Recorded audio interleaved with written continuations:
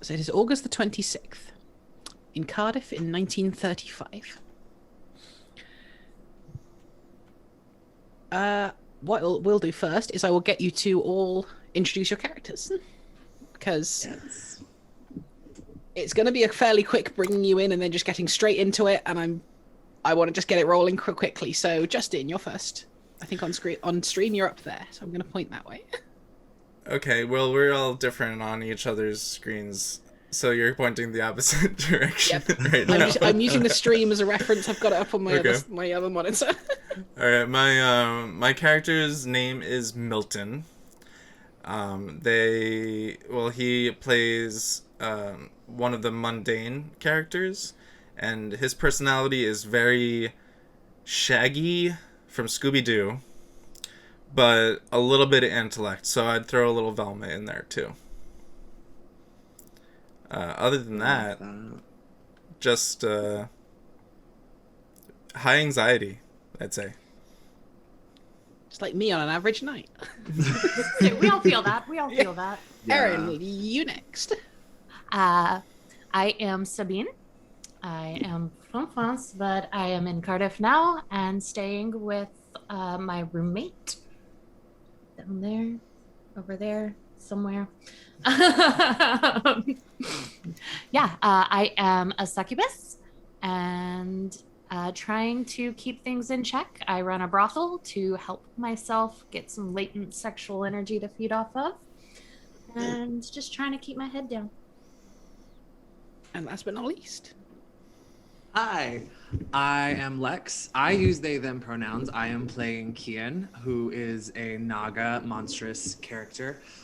He uses he, him pronouns.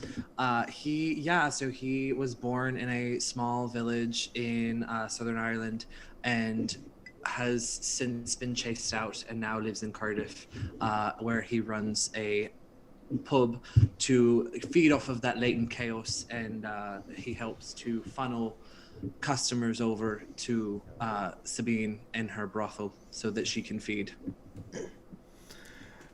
Milton just so happened to almost be one of those customers, which is how he knows. So it's a Sunday morning. You two don't have your businesses set up yet. You're wanting to lie in. It's a Sunday. You don't want to get up and move around. On the door of yours, however, fate has other plans for you to this day, I'm afraid, as there's a knock on the door of your shared house. And this isn't just a normal knock. This is a knock that you know only one of Tanya's assistants use. Just they kind of... I know. Kian is gonna go over and check the peephole just to make sure like nobody is with them that he doesn't recognize. Yeah. So you look through the peephole and you see a short man, probably about 5'6", with long tied back blonde hair. Face is a bit broken, beaten up, because that's just the sort of person Harry is. He's kind of got a sort of half blue, half red bandana on, sort of trying in vain to keep his hair flat and down. And he's there at the door. As knocking. Kian is answering the door, Sabine is in the background, just kind of like running around, like she's like in an oversized t-shirt and like a men's shirt, and like just running around like, what did you do? What did I do? Did I forget something? You would recognize this as Harry, one of Who? Tanya's assistants. Just like trying to figure out what happened, what we fucked up. Kian opens the door. Top of the morning, Harry. What can we do you for? Yeah. Can I come in, first off? Yes, please. He steps in, kind of looks around, and closes the door behind him. So, Tanya's going to be here within the hour. This is really fucking urgent, okay? This isn't usually a thing I like to do. I usually just like to get my hands dirty, but kind of have to go around to everyone. Tanya's going to be here within an hour, and he are you two in your disguises right now? No. No. No, definitely So not. So he looks at you and goes, might want to have those on when she comes around. Right. What is this about? Above my head. She'll explain it to her when you get here. When she Are gets here. we in trouble? No. Good. Okay. I can say that much. You're not in trouble. Okay. Thank you, I Harry. don't think so. I No, I'm don't pretty like sure. that. I'm pretty sure. Yeah, okay. All right. Anything else? No, she'll be here within an hour. She'll explain it to you all then, and you're probably going to have to start. She's going to want action pretty quickly. That's just all I'm going to say. That's all I know of. She's kind of keeping this a little under wraps. Need to know basis. You know what? This is how she works. It's infuriating. I know. Yeah. Well, I guess we'll need to know soon. Have a good day, Harry. Kind of. Au revoir. Au revoir. Yes. Anything else? No, Sabine, you were boring. I Au said revoir. au revoir. Oh, yes. Oh, okay. He leaves, and anything you two want to kind of before Tanya arrives? Kian is like straight to the bathroom to put on his his earrings for his disguise. So he has like a little cuff that he wears in his cartilage right here, and so he just like kind of sticks that through and kind of lets the disguise settle in. It's a funny feeling, kind of like putting on a glove that's a little too tight. It feels restrictive, but that's probably mostly in his head. Sabine goes and gets ready as well. I mean, basically, it's the same sort of thing. Hers is like a big jeweled like necklace that she puts on. More chunky, so like it kind of looks a little gaudy for the time period, but she's about it. And she is not as uncomfortable with the disguises as Kian is, because her whole thing is like fitting in, like, I want to be your biggest desire, whatever that is. So like changing herself is not a big deal. What in God's green earth could she possibly need from us? What action does she speak of? What is this? What? I don't know. I thought we were supposed to be not acting. I thought we were supposed to be trying to act less. I think it could be, I don't know. I've heard rumors of hunters, but surely not in the city. That's usually a country folk thing. Yeah. I hope we don't have to fight. I mean, we can, but how are we supposed to do anything about that without revealing ourselves? We're borrowing trouble. Might as well just wait for Tanya to get here. Kian kind of goes over and starts to make coffee. Would you like some coffee? I think this problem requires some wine. Day drinking. Yeah. It's sundown somewhere. Well, you know I like my coffee Irish. Yeah. So it only takes about 35 minutes before your door opens, even though you'd locked it. And the woman you would know as Tanya Barrows walks through your door. For the people in our lovely stream that don't know who Tanya is, she's about 5'7", 5'8", has dark grey hair. And in this time period, she'd be wearing kind of a men's work suit with a fur jacket kind of over the top of it. You two will have never have seen her without her, like, large circular sunglasses on. She comes in and just closes the door behind her and finds you both in the sitting room or something like that, I presume. Mm-hmm. Yep. Yeah. I imagine we have a little bistro table in the kitchen. That's what I imagine, but Yeah. You know, whatever works. She comes in, looks you over and goes, Kian? Sabine? Erin and Tanya.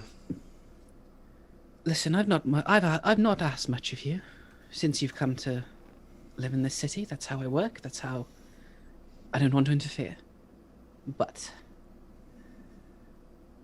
something has happened, and I've got some information that would mean every single person like you in this city will either be dead or ostracized. And I need all hands on deck to investigate. Understood. Okay. What's going on? She kind of reaches into her coat and pulls out what looks like a small glass token, no more than probably about that big, with a closed eye on it. It's made of glass, small, probably about transparent cyan blue. Just hands it to one of you. This is all the information I have currently, but this symbol is of the closed eye. It's a cult who prefer their sacrifices to be a little more monstrous. Oh, lovely. That's nice. Yes.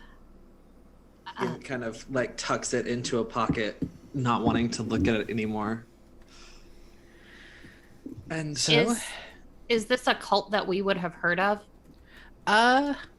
let's do our first roll of the game. Roll me a read a bad situation, which is plus sharp. So you roll 2d6 and add your sharp to it. Okay. I'm not gonna do well on this. Sabine's not the smartest. 5 + 1, so I've got a 6. Yeah, I have 4. So both of you mark experience because you failed that. Love it, love it. So you wouldn't have heard of this cult.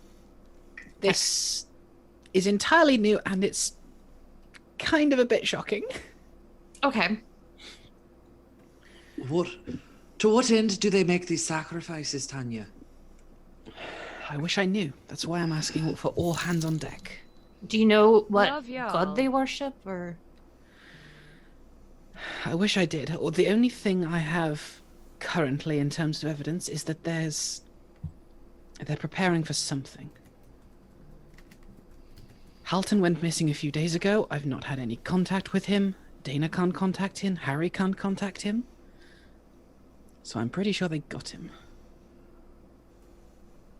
Halton, you would have known, was a very, very old, kind of incredibly peaceful werewolf man who just ran a little coffee shop. Oh. Kian Okay. is like trying really hard to keep everything like in control right now, Yeah. but he is having severe PTSD about the fucking villagers who chased him with fucking pitchforks. So he is very invested in making sure that this gets tamped out. Do we know where he last was seen? Halton's coffee shop. You could go there.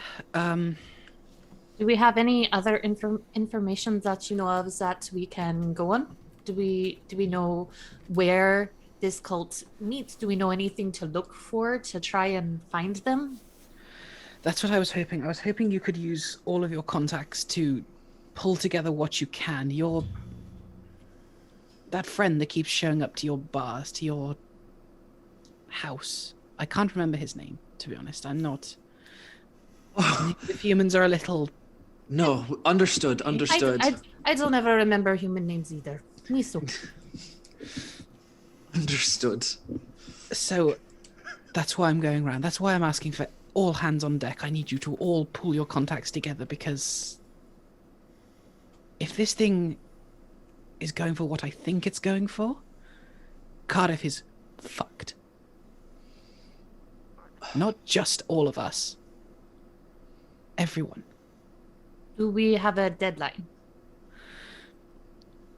Hoping by tonight. I'll be working on it myself. Harry's Okay. going to be working on it. Dana's going to be working on it. Dana, you would know, is another one of her assistants. A little less subtle than almost everyone else. All right. The way I usually contact Dana is reaches into her coat again, pulls out like a very small little sapphire bead earring, and hands it over to one of you. Take the jewel. Sabine. Yeah.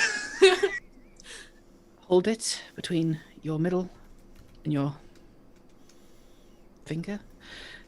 Talk into it. Talk, and Dana can hear you. She will advise if you need advice. Try not to use it too much. We're all investigating. She's a little more rough than I am.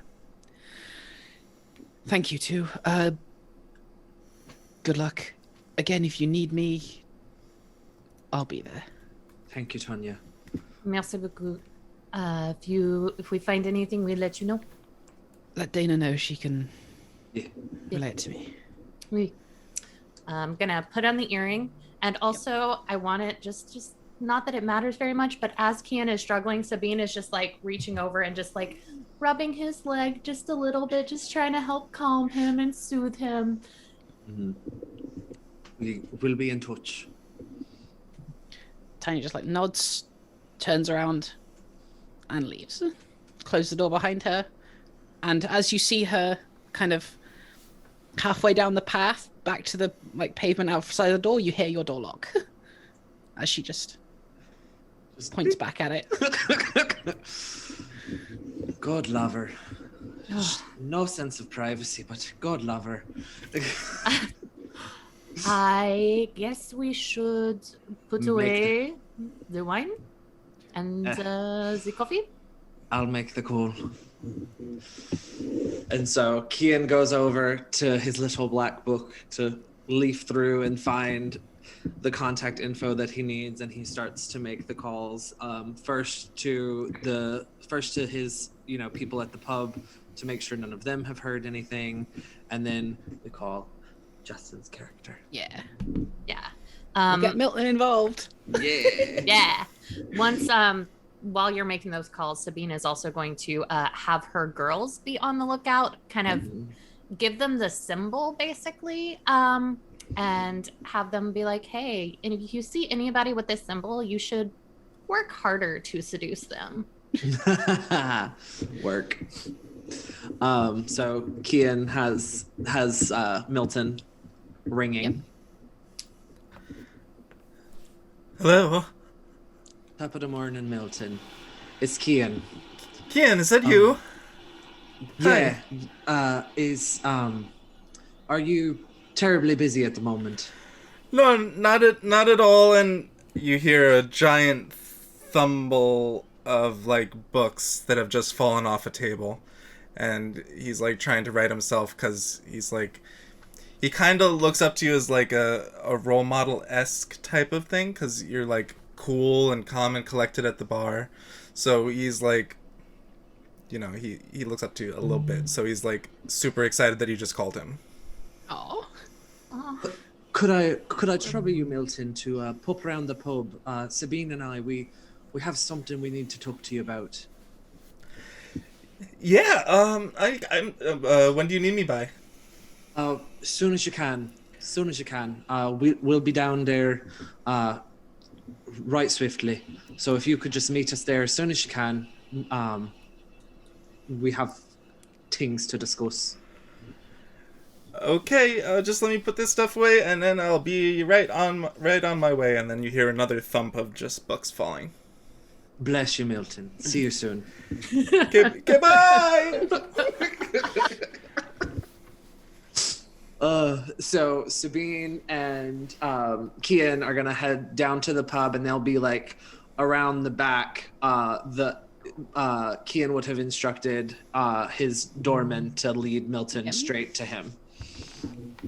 Not too difficult. You're pretty buff doorman. Kind of as you arrive, Milton, he goes, "You're expected." Oh, he told you. Oh, okay. Yeah.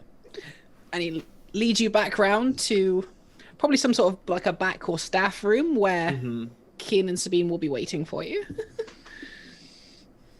Okay, the whole time I'm like my inner monologue is like just going off like, oh Am I one of the cool kids now? Am I one of the cool kids now? I'm in the back.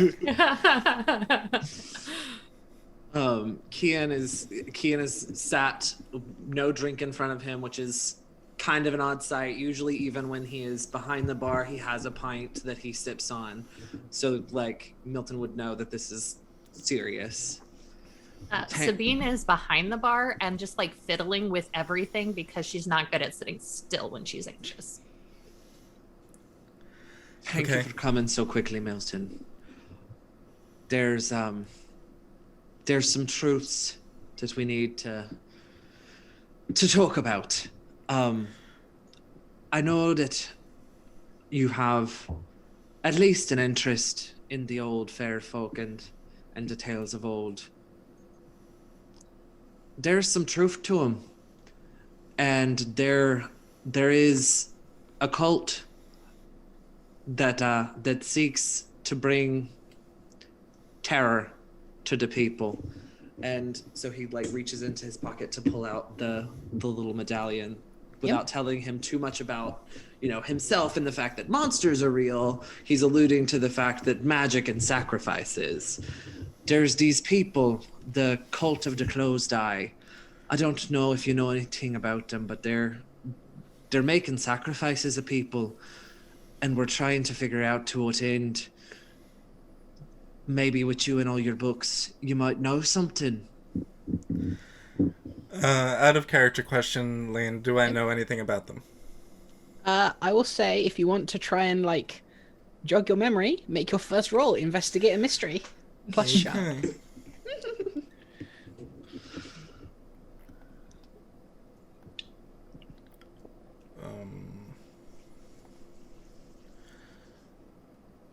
That's a 4. 4. Mark experience. Yeah.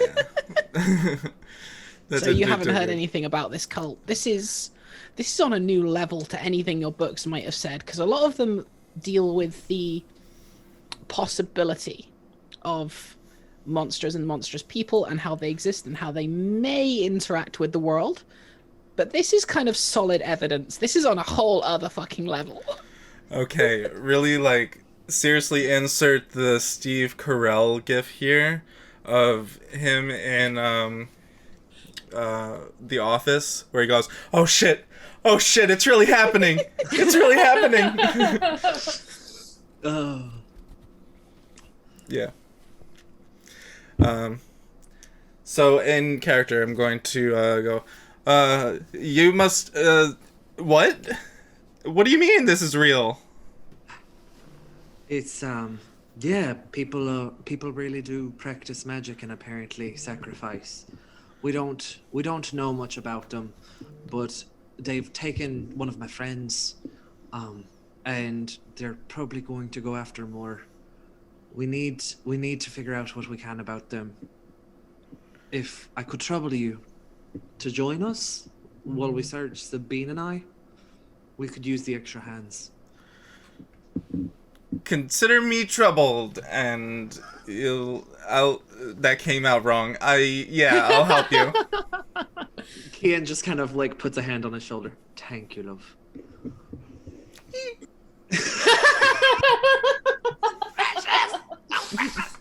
That's really cute, and Sabine's just gonna pinch his cheek.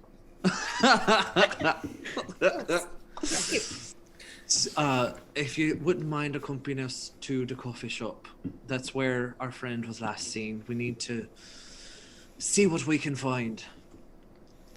Okay, it's a good thing I brought my journal.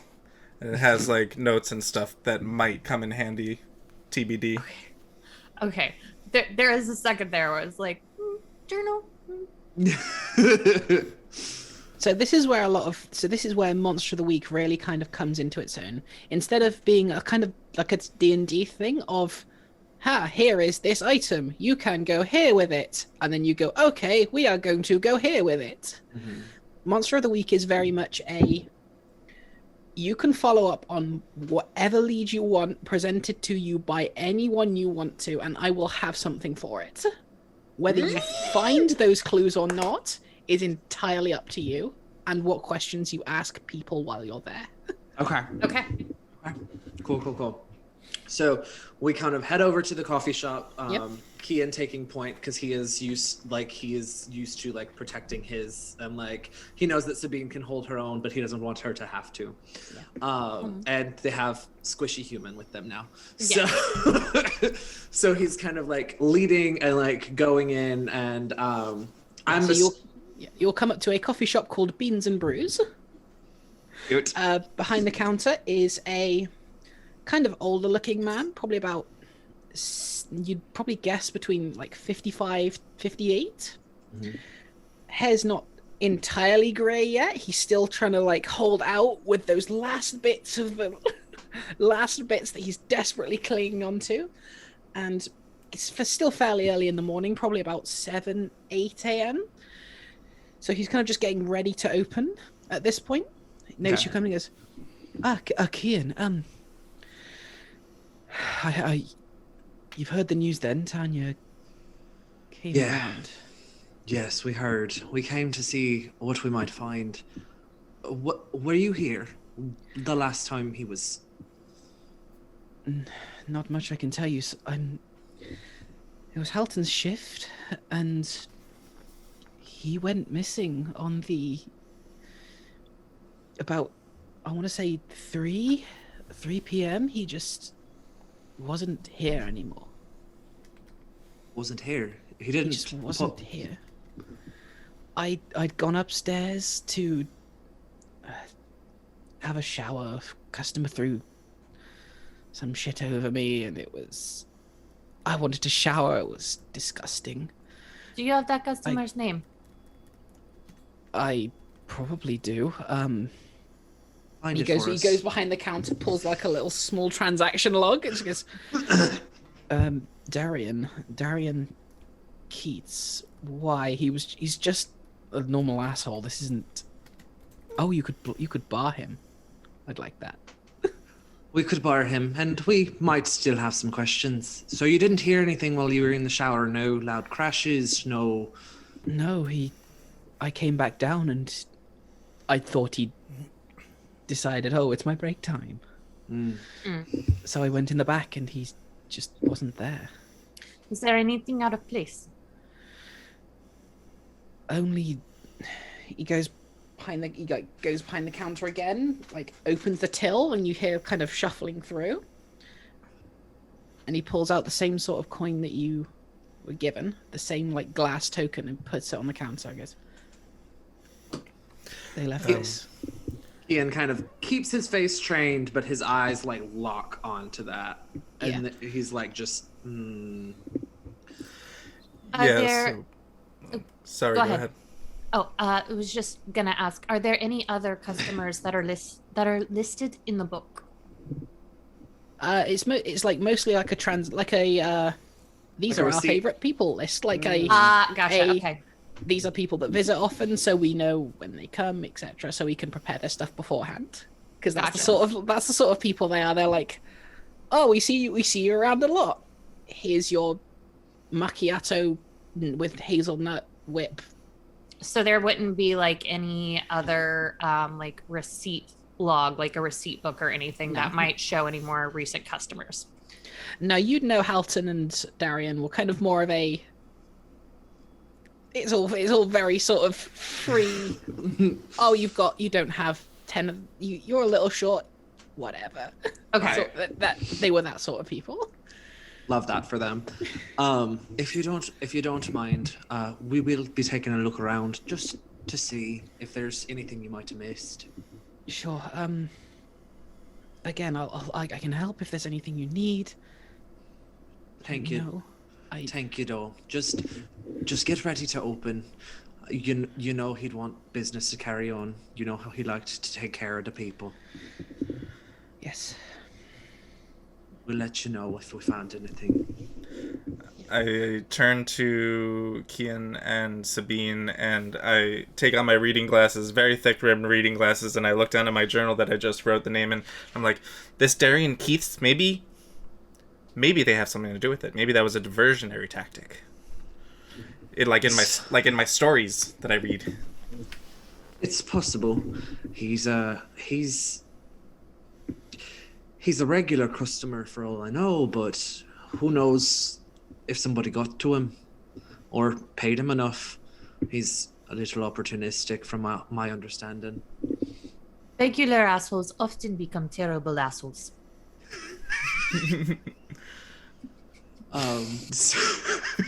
So Kian is gonna check both in the back and like I'm assuming there's like a back entrance through the like Yeah, there would be. So he's gonna like kind of check all that out. So yeah, this will be a good time for another roll. Everyone roll investigate a mystery. Ooh. Okay, so Got a that 9. is 9? Yep, that is 9 plus 1, so I got a 10. Nice.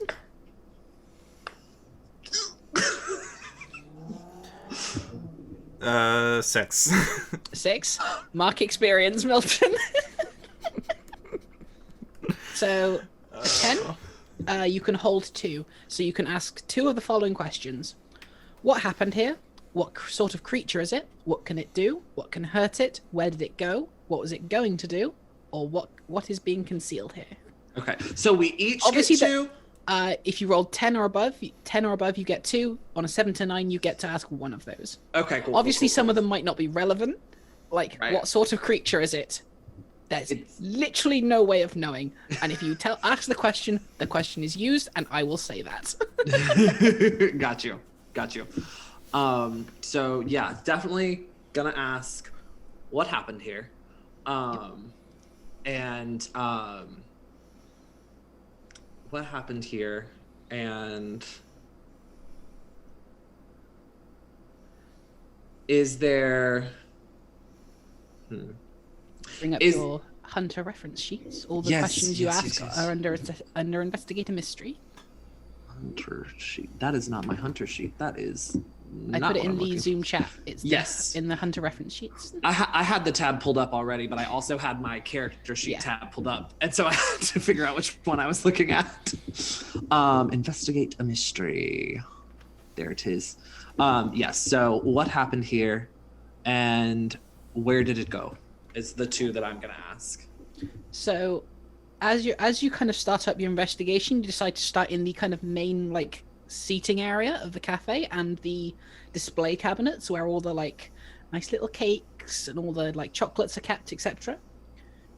You kind of look at over and you see there's a handprint that kind of 2 of them start on the top of it where you'd say someone had kind of put their hands over onto it, and there's one more handprint that kind of scraped down the cabinet. That's the word.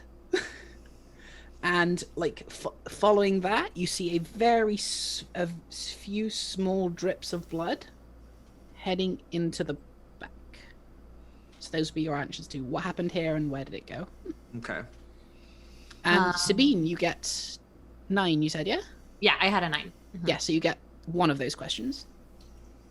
I'm going to go with what is being concealed here. What is being concealed here? See, that's the most difficult one I have to answer every single time. I have to work out what you'd work out based on a 9. Yeah. Yeah. So I think coming up with like kind of combining what Kian saw and your clues, you kind of follow this blood trail up into the bathroom, and Do they flush themselves down the toilet like going to the Ministry of Magic? the blood trail kind of just stops at the bathroom. Is this the bathroom? The door is closed. Is this the bathroom? Is this the bathroom that Homeboy was taking a shower in? Is this the same bathroom? You don't know that. Oh, I don't know that. Oh no. Can we ask him? Yeah, no, I'm gonna. Yeah, he'll be around down. I've got questions. Yeah, he'll be around down in the like bottom area of the store. You've kind of, in this investigation, you kind of follow this up into the back area and up around into his kind of living situation and like back back room. Okay. So So he'll be up front, kind of cleaning tables off and wiping handprints off of a cabinet, off the food Cleaning cabinet. up the evidence, is he?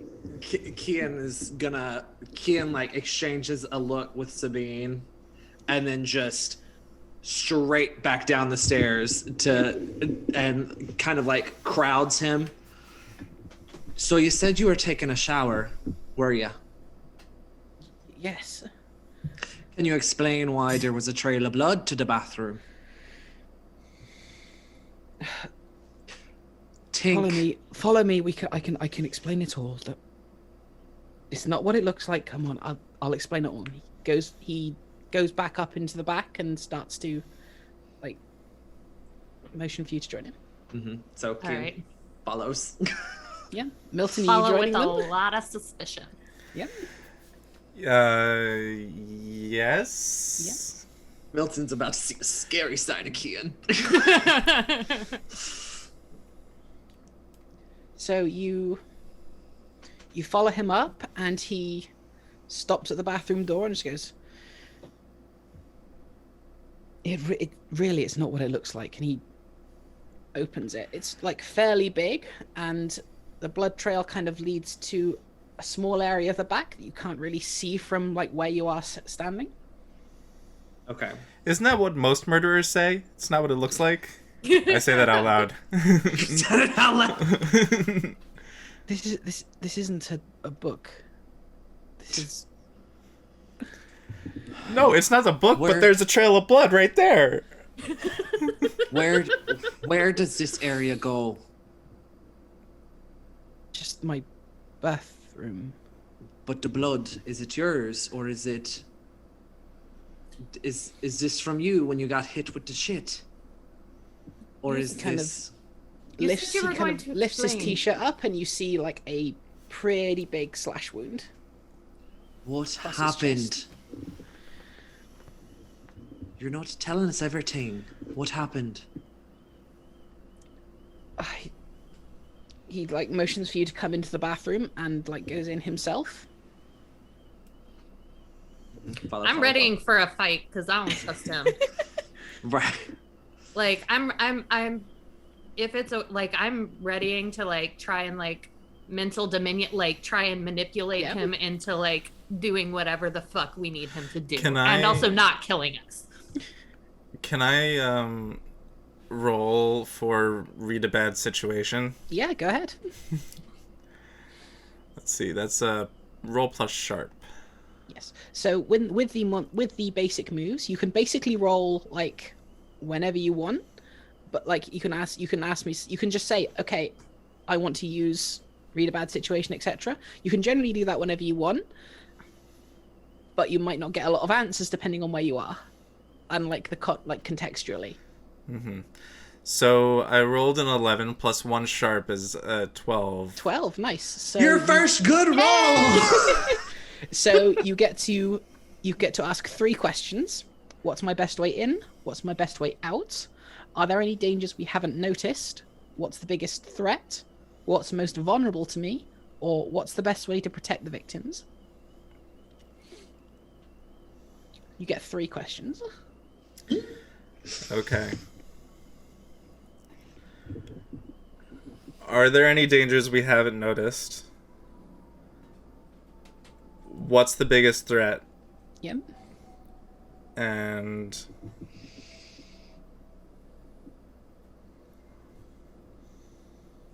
what's my best way out? So I'm gonna Squishy combine- human run. Yeah. Run I'm real going to combine fast. the first 2. You would notice on the there's a fairly nice looking like sink in this bathroom, and there is a bloodied knife sitting in it. And your best way out is probably to run like fuck. Run, Forrest, run! Just run, run, Milton, run! Oh. Oh. So like so- this scene is kind of representative of how Monster of the Week works. I won't specifically tell you information unless you kind of like figure it out in character, but you can always roll to see if you would.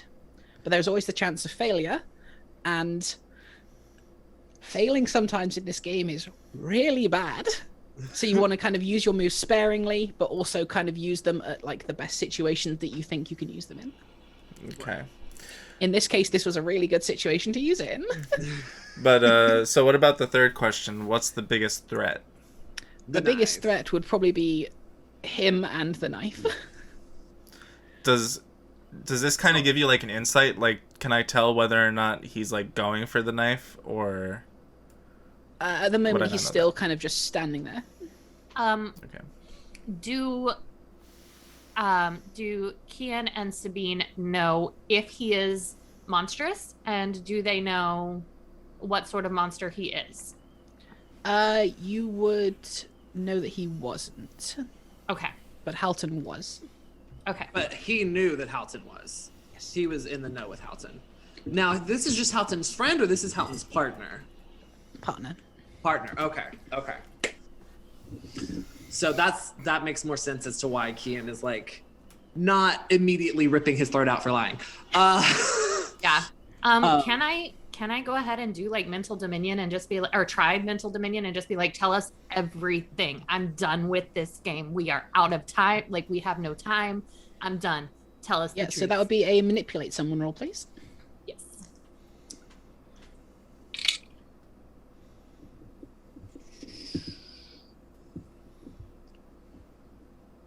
Roll plus Plus charm. charm. 7. 7. So for a 7, they'll do it, but only if you do something for them right now to show them that you mean it. If you ask too much, they'll tell you what, if anything, it would take for them to do it.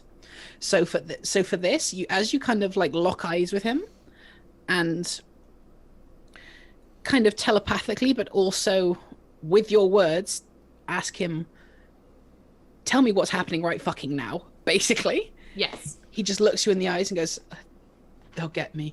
I can't. If you protect me, I can help you, but We'll protect you. We know how much you love Halton and how much he loved you. You're just as much a part of the community as he is. We will protect you.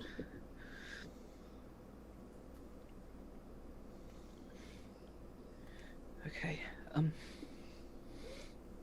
One of them came in, and he looks over to the bathroom, to the bath in the room where the corpse of his husband.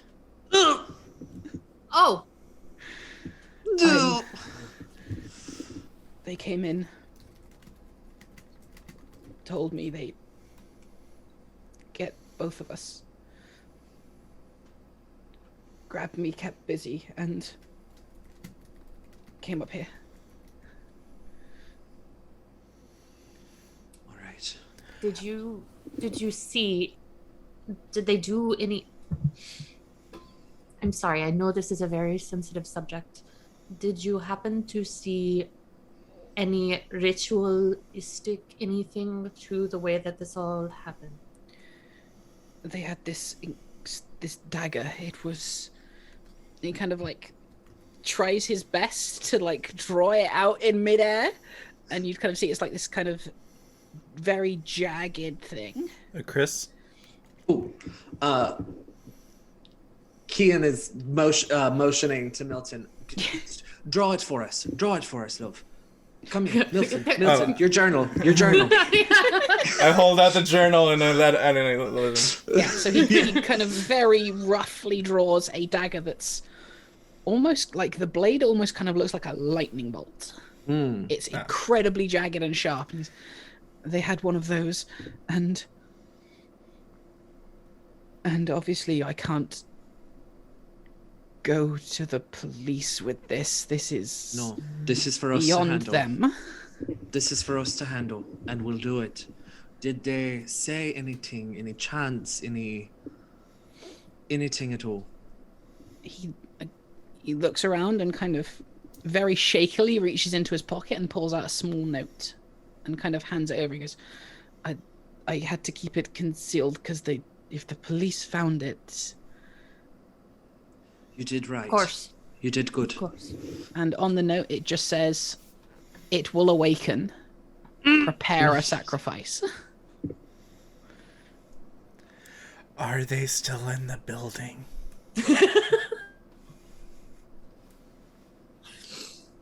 All right. And is there anything else? Were they wearing anything in particular? Were they recognizable? I think they were one of you. Ian is like reeling. Okay. Close the shop. We're gonna call Tanya. We're gonna get you protected. We're gonna throw you underground for a while, and we're gonna get this cleaned up. I'm so sorry. As Kian is reassuring, I forgot his name. Sabine is like reaching up to get her little earring thing so that she can contact Dana. Yeah. Dana. You'll hear from like the other side. Oh, that was quick. We have someone who needs some protection.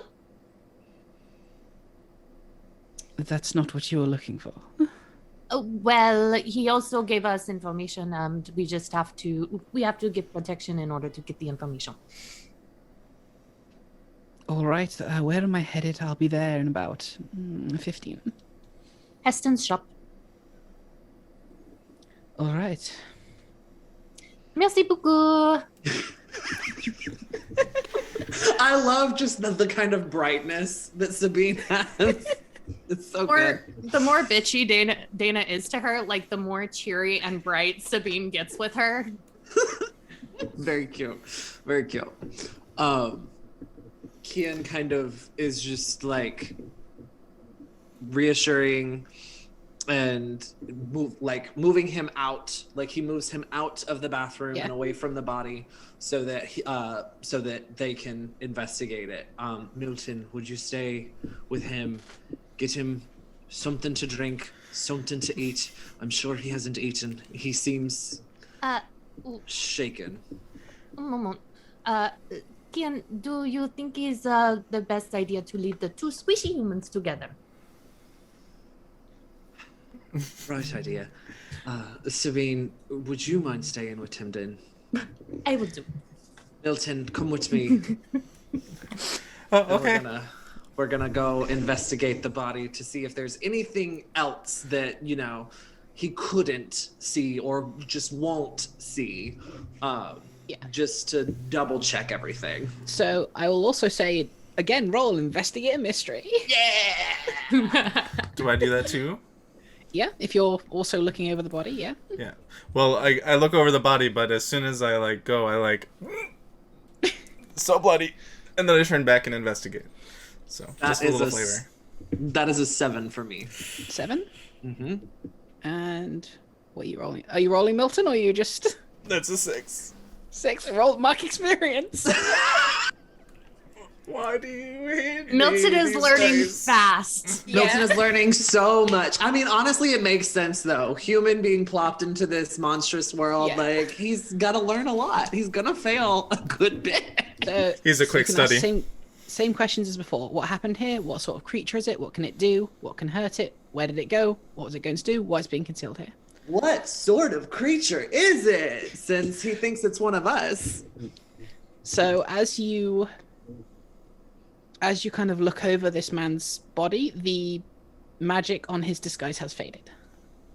He had a kind of silver bracelet on with a small key kind of on, like, as the charm.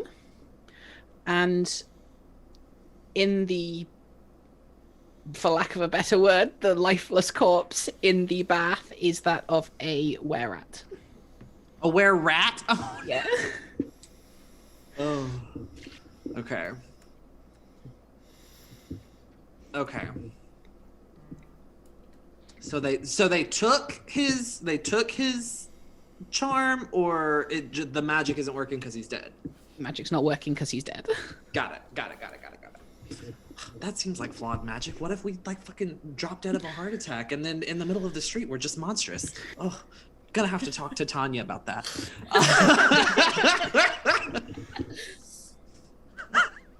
What if you get stabbed in the middle of a bar fight? Come on. I mean, come on, guys.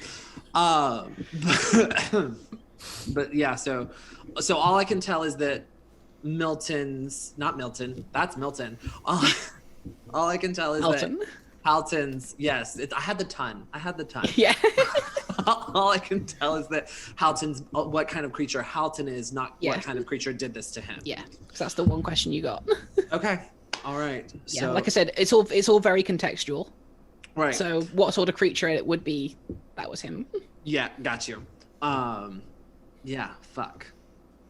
So he just, to my investigation, looks to have been like gutted or stabbed, or like I can tell the manner that he died. Yeah, I'll give you that. You could see there's a kind of knife wound, like where a human sternum would be, just straight in and pulled out across the heart. Okay. I want to investigate again to see if he is missing anything.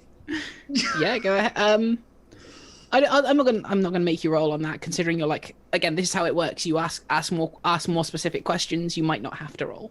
Okay. As you kind of look at the wound itself, you can see half of his heart is missing. Cut. Is it from the top? Like bottom half is missing. Okay, bottom half. I was just about to ask, is it like how are we dissecting this heart? That's very specific. All right. Milton, take note that his bottom half of his heart is gone. Ugh, okay. He's heartbroken. Write it down.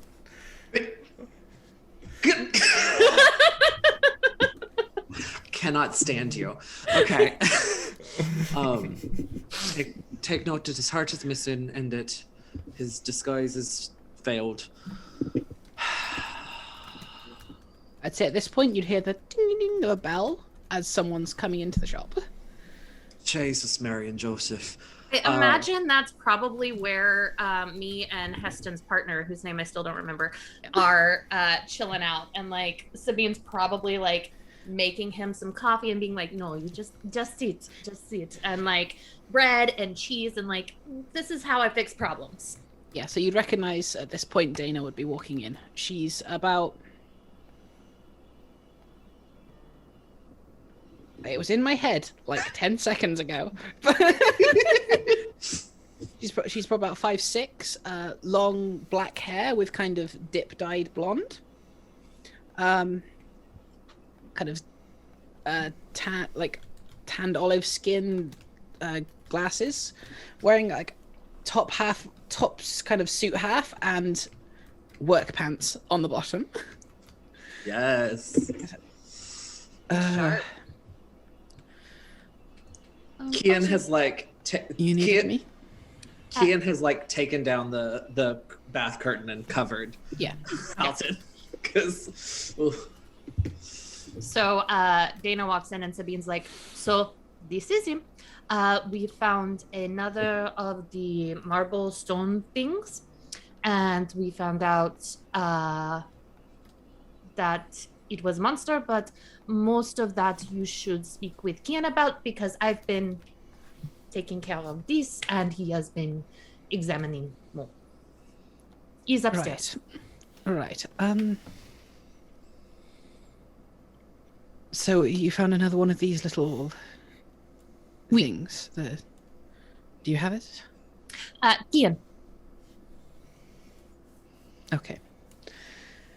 Well, I can make these arrangements, sure. Yes, okay. She comes up and into the bathroom where you are currently situated. Oh. hello there, Dana. What happened here? It's some type of weird, highly specific sacrifice. They were talking about something rising and they took the bottom of his heart. Grim. She kind of like pulls up the shower curtain to take a look. Well, this is 10 kinds of fucked. Just 10. Dana, do you know anything about this? This is so specific. Not particularly. This is kind of why we're sending you all out to. I had to ask. Yeah, I know. I'll relay this to Tanya. See if she knows. See if she's found anything. Do you have any other information that I can use? It had a highly specific dagger. Milton, can I see this journal? Yeah. I open it and hand it. Thank you. And he like flips to the page with the drawing that he made. It looked something like this. It was a Chris. So That's the name as of the- you open up the diary to that page, Dane just sees it and just spits on the floor. Harriet, you fucking traitorous bitch. Choose me, Harriet. We had an inkling that it was going to be her, but when you showed me that, it kind of all came together. Who is it? All right, she's in my notes as Harriet, the traitorous bitch. What can you tell me about her, Dana? Well, I'm assuming you've heard of the A Legend of the Mothman. Vaguely. Yeah. The Mothman. Well, apparently, she's now decided to turn fucking evil and was probably offered something by this cult. Listen, the last I know of her, she was at... Where is it in my notes? I have 5 pages all set out, and it's like all in solid block text because I'm an idiot. Instead of like highlighting Yeah, instead of like actually being normal about it. It's fine. She runs Branson's Electricals, and quite frankly, this is all the evidence we need. She's probably gone off the fucking deep end with this. She was always a little peculiar, even for our standards. Unstable. No offense meant to either of you. No offense taken. You would know Dana is a Gorgon. Oh, we love a Gorgon. Cousins! Naga, Gorgon, Yes. Snake Folk. Yes. Some cold-blooded bitches. What can you tell me about her, Harriet? Is she hunger? Like, does she have a weakness? We need to get this bitch. Her weakness is probably being killed. She's not... Not that I know particularly. Tanya will have all of that in her files. I just... Would we have any reason to suspect that she may be being framed? Quite frankly, hearing about this just makes sense. If you know what I mean. Understood. So I'm not going to ask you to go and kill her, but if you could deal with her while I report back. Get us what you can on her. Go talk to Tanya for us. Take the wee one with you. He didn't deserve to see his husband like this. Yeah, that's probably a good idea. Which of you has the earring? Me. Sabine. I'll contact you when I get there. I'll pull up her file and let you know when I can. But for now, I'd say head to Branson's Electricals and see if you can keep that bitch talking. Okay. Understood. And tear out her fucking throat if you want to. I won't be able to do it, so I'll give you that pleasure. So gracious of you. Serpent's a serpent. We know what we want. We understand each other. So that Dana leaves with Darren. I keep saying his name because there's 2 names that are really similar. Like, I do this to myself. Oh, it's fine. She- I've done it to myself before too. She leaves it's the with Darren. hazard. She leaves with Darren in tow. At this point, Kian turns to Milton, because he's seen a were-rat at this point. Now it's kind of time to put things on the table, especially if he's gonna come in with them to this fucking moth bitch. So he turns to Milton. So, Milton, you might have some questions, and I have answers for you. First and foremost, Nope. all the stories Did we are real. freeze? Did I? Oh, am I frozen? No? Oh, maybe it was just me. Sorry. Okay, no, you're fine.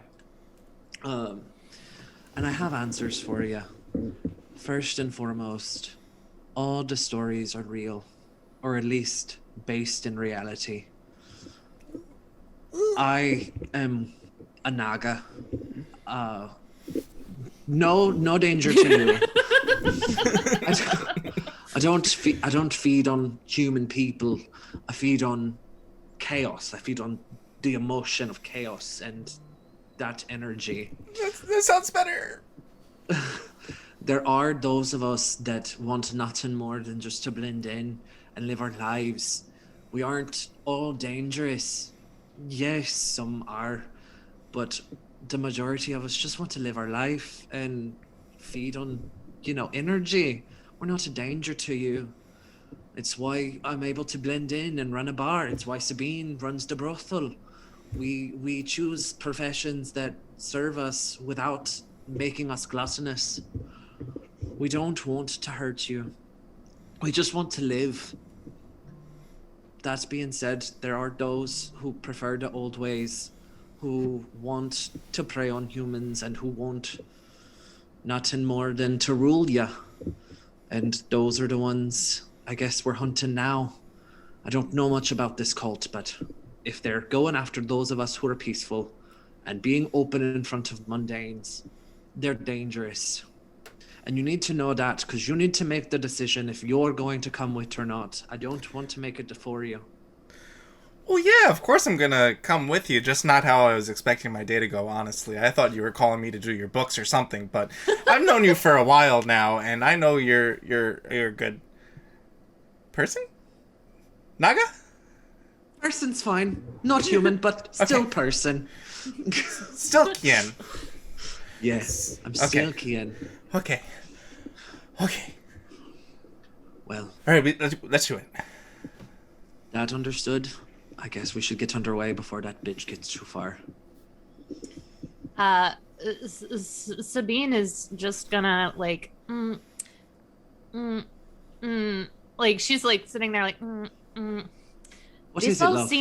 This all seems a bit too convenient for us to find the answer to this problem that Tanya could not solve, but we find the answer in the first place we look, and we find the solution in the first place we look.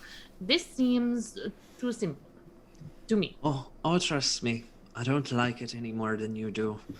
But this is the only lead we have. We have to follow it. I'm just saying maybe we follow the lead, but we do not go in ready to rip our throats out right away. Maybe we ask more questions than do the ripping of the throats as of yet. Fair. But if the bitch makes a move, I'm not responsible for my response.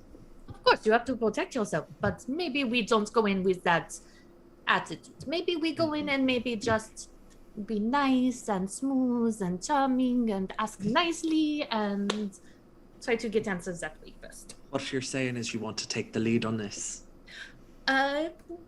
Sure. Understood, love. I'll back your play. I just don't think we should try to kill right away. All right. Understood. So, how many bodies are we expecting by the end of the day? Because... You don't go in expecting bodies, you just count them as they fall.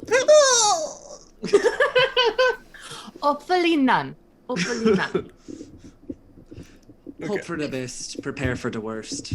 Maybe in the hundreds, but hopefully none. Maybe in the hundreds! Right. Okay. So where are we heading? We're headed to Branton You've got Electrical. Brighton's Electricals, and you got your brothel. You've got the bar. Where we go? I want to make a call to Yep. my men at the bar to see if they've collected anything. Yeah. So you will. Bebop over to the little shop. Yeah, I think that's a good idea for us to like. We'll go around the bar. We'll go around the brothel. Be like, you guys find anything? You guys find anything? Okay. Yeah. So I'll make a call to Geralt. Your head of staff, Yes, Geralt? yes, my head of staff, Geralt. Geralt So you're- of Cardiff. Yes. Yeah. The Grey Wolf. Oh no, the red one. Give me a second for this voice. Yes. Mm-hmm. Get into character. Lubricate. Do some vocal work, like. Lane's like, shut the fuck up. So you make this call, and as you hear the familiar voice of Geralt pick up on the other line. Kian, can I do for yous? Have you heard anything? Yeah, a friend of yours came around asking for you. Alex Alex. said you'd know him. What were they looking for? Just me? Did they mention anything else? No, just asking for you. I thought you'd know of them, but it kind of sounds like you don't. Am I taking this as suspicious? Take everything. They're kind of around at the moment. Do I just chuck them the fuck out? No, hold them there. Hold them there. We'll be there soon. Right. Just everything You hear like a very muffled as he very clearly like puts his hand over the camera and goes, "Fucking keep him here." Everything's normal. Give them service. Make them feel like we know nothing. We'll be there soon. Keep him in nicely. I love Geralt. We'll be there soon. Right. So things aren't normal. Got it. And he puts the phone down. Okay. So I'm assuming I played I don't know Alex, so yeah. But we gonna find out who that fucker is. Sabine, make your call. We've got to go to the bar. D'accord. So I'm going to call my girls at the brothel. We'll say that my top girl's name is Christine. So again, She's you an hear- operatic singer in the background. We're just trying you, Layne. Just testing. You are fucking up.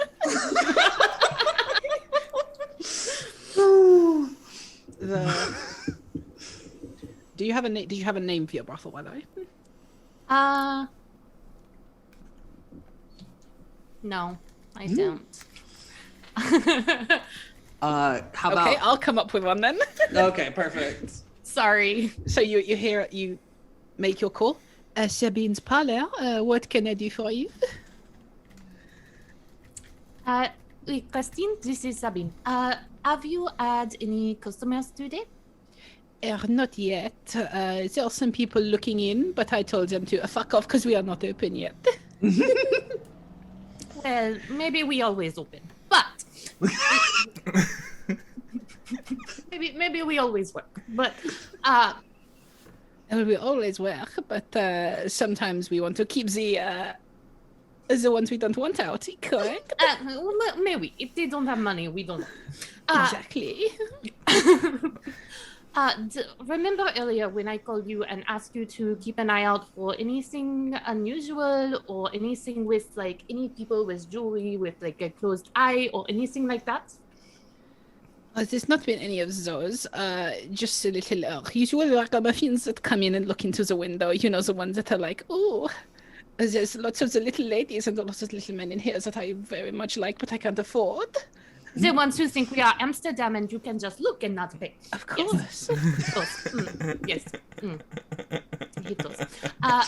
Have you seen anything unusual at all today? We have some things going on and some people that we might need to be looking out for.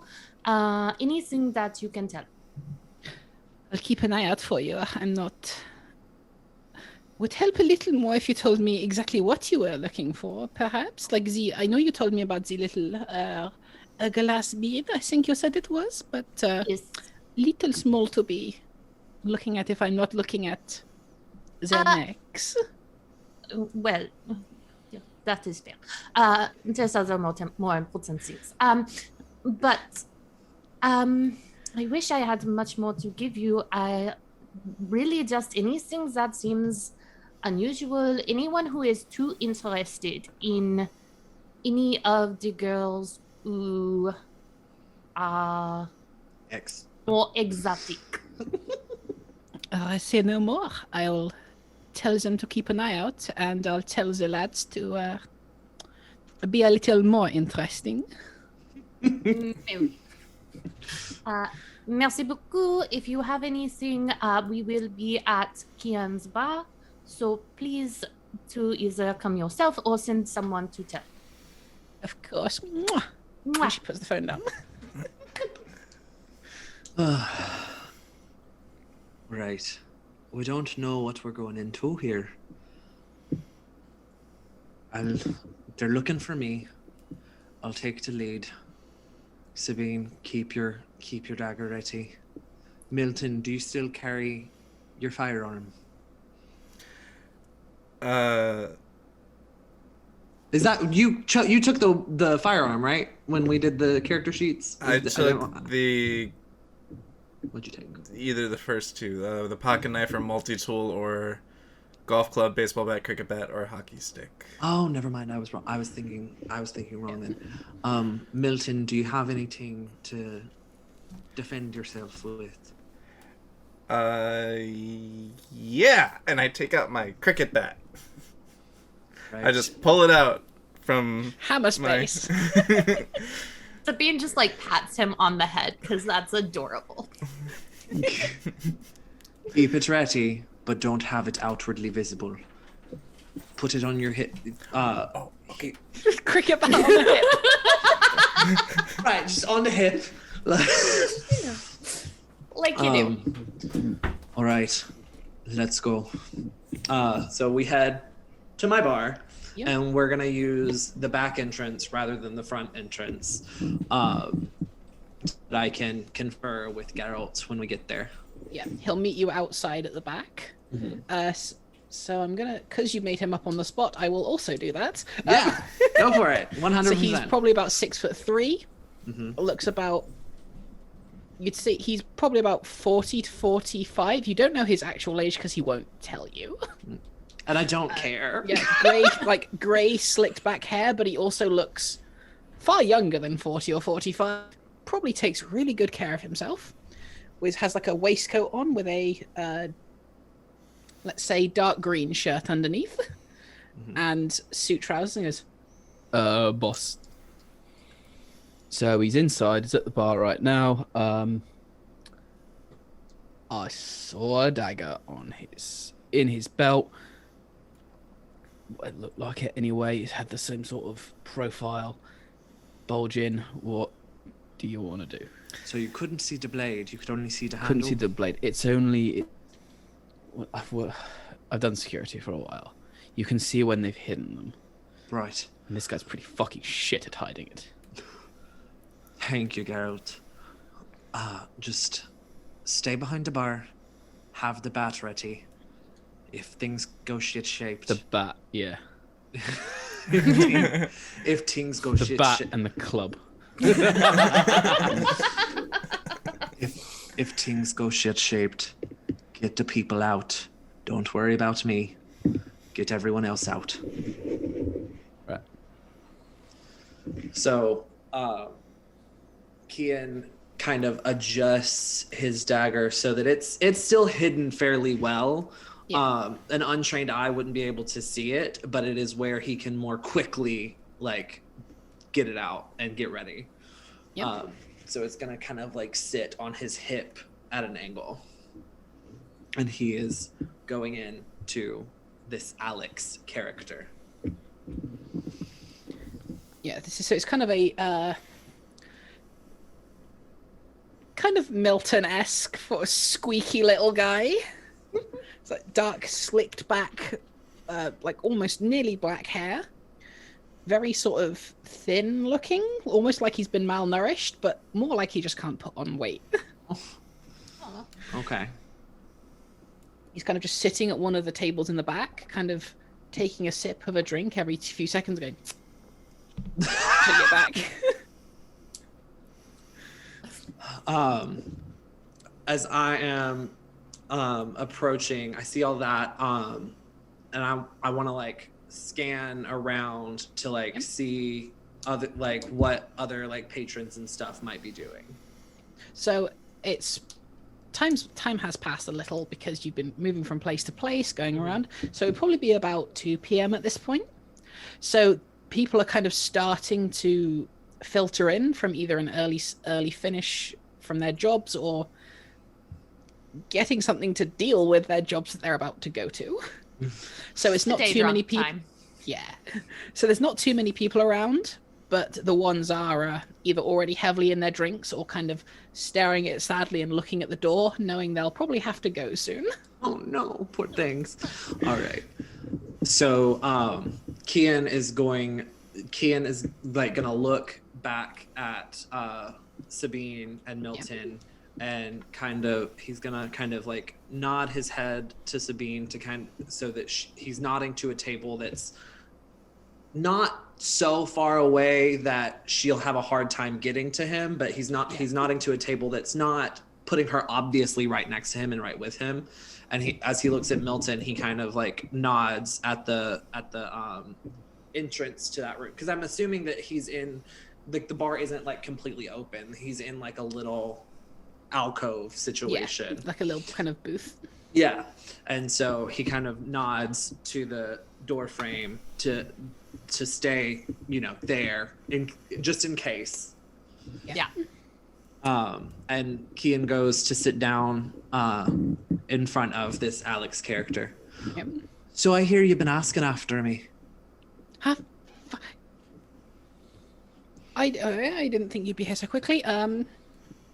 Yes? It's rude not to look someone in the eye when you're talking to them. He looks you in the eye for a second and then, like, kind of just immediately looks away again. I have been asked to come and talk to you by my superiors. Your superiors? Your superiors where? What are they superior to you in? He looks around at, like, everyone in the bar, and he kind of looks like he's calculating something. Like, in his head, he's thinking about something. Quickly now. You see his hand move to his dagger. What are you doing? His hand is moving to his dagger, mine's moving to mine. Yep. Sabine sees this because she's she's like got her glass of wine, like she's trying to blend in and look like she's not, but she's got so she's like just swirling the wine in the glass, not drinking it because it's just for show. Yeah, but she sees that. Her lips. Yeah, she sees that and she like sets the glass down and starts walking around to be kind of in the area. Yeah. Like one of those very like she could just be prowling for like it's still not super obvious that she's coming to fight, but she's ready. Yeah. And so Kian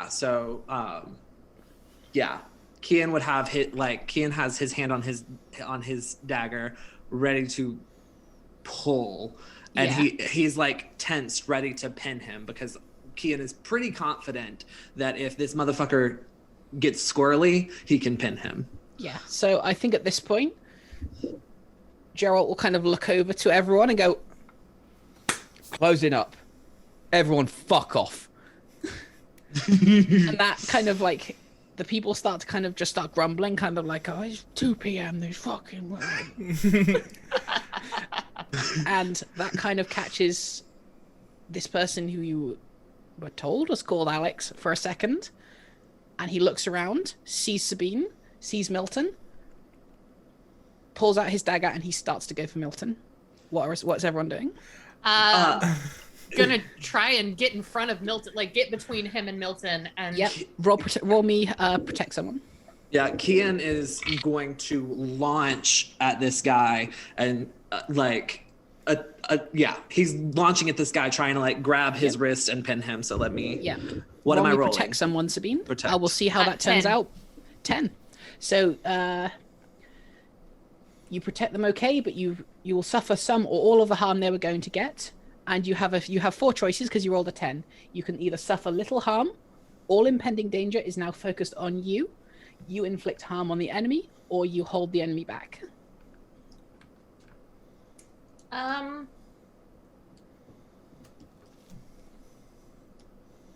gonna inflict harm on the enemy. Okay, how are you doing that? I'm gonna use a little life drain. Nice.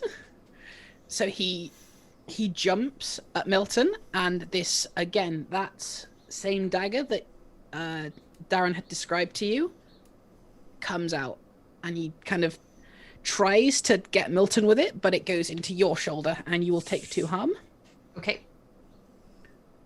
But at that same time, you kind of step in front of Milton, grab him kind of around the throat, dig your nails in, and he goes as you feel that life kind of just come from him, and it almost feels like a burning in your veins, but real fucking good burning. As it just makes its way all around down your body, and you regain 1 harm. Okay. What's everyone doing? I had launched myself, Yes. and I rolled. I had gone ahead and rolled because I thought we were both rolling. Roll kick some ass for me. Yes. Okay. So that'll be plus tough. Isn't kick some? Oh no, only in my monstrous form. Wait, no, is it all? Okay, only in my monstrous form. Do you have Unholy Strength as one of your moves? I believe I do. Shapeshifter and Unholy Strength is one of my Unholy moves. Strength, then that applies no matter what, but you can only use your like base attacks that you have in your monstrous form while you are in your form. Okay. So you can roll with weird for this. Understood. Okay, so my weird modifier is a plus Plus 3, and I got a 9, so that's a 12. That's a 12. So you get to choose 1 extra effect. You gain the advantage, take +1 forward, or give +1 forward to another hunter. So that just means whoever goes next, if you take it or you give it to someone else, they get +1 on their roll. You inflict extra harm, you suffer less harm, or you force them where you want them. So I get to choose an You extra get to choose move one of those and- extra effects. Oh, one of those extra effects. Okay. And you both deal damage to each other because you roll kick some ass. Okay. So I am going to move him where I want him. Is Yep. going to be the extra effect that I choose. Where is that? So basically what I'm going to do, as I've launched myself at him, I grab like the back collar of his shirt, and I put my hand, since Sabine has like taken the life that she needed, I like rip him off of her and have my hand on his throat, and I pin him to the ground, and I'm like on top of him. Yeah. So as you do that, are you trying to deal, like, were you trying to deal harm with like a weapon, or were you just trying to get him where you I want was just trying to Okay. pin him where I wanted him. But as part of the kick some ass, he will kind of dig a knife into one of your arms, and you will take 2 harm. Okay. But he's now there, kind of pinned. What are you doing here? That does it. Awaken. It matters to me. Who do you work for? He just closes his eyes, and he's going to turn back into his monstrous form. He's going to drop his shapeshift. Can I smack him in the knee with my cricket bat? Yeah, go ahead. You won't need to roll on this because he is pinned. What's that no- kneecap? Not really too much of a feasible way for him to fight back, considering. Answer the question. So, how much harm does that deal? How do I determine? You'll be under your gear. Oh, It gear. should say still have a list of things after it, so it'll say Okay. X harm with the modifiers. 2 harm hand. Innocuous message. 2 harm. So you kind of just smack him in the side, kind of trying to make this point and make yourself, yeah, I'm part of this. Yep. You kind of. Oh, you just want to make me the sacrifice, do you? I don't want to sacrifice anything. I want information. You're gonna find out anyway. And he takes the dagger and draws it across his own throat. Yeah, damn it. Kian kind of just throws the fucking body as it bleeds, and is just fucking frustrated.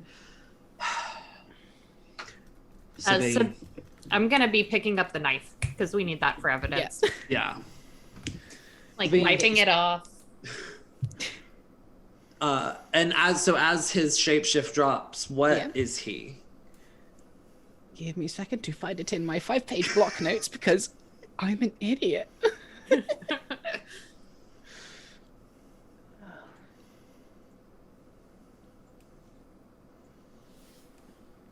If there's any discussions you want to have while this is going, go ahead. Yeah. Yeah. That was fucking useless.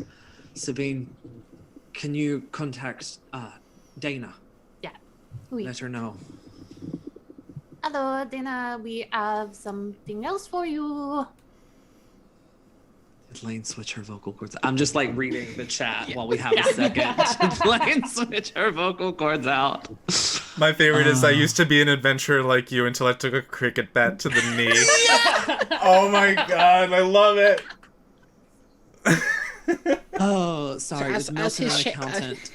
He's an accountant. So as his shapeshift kind of dissipates, you see the fur and the kind of like beast snout forward.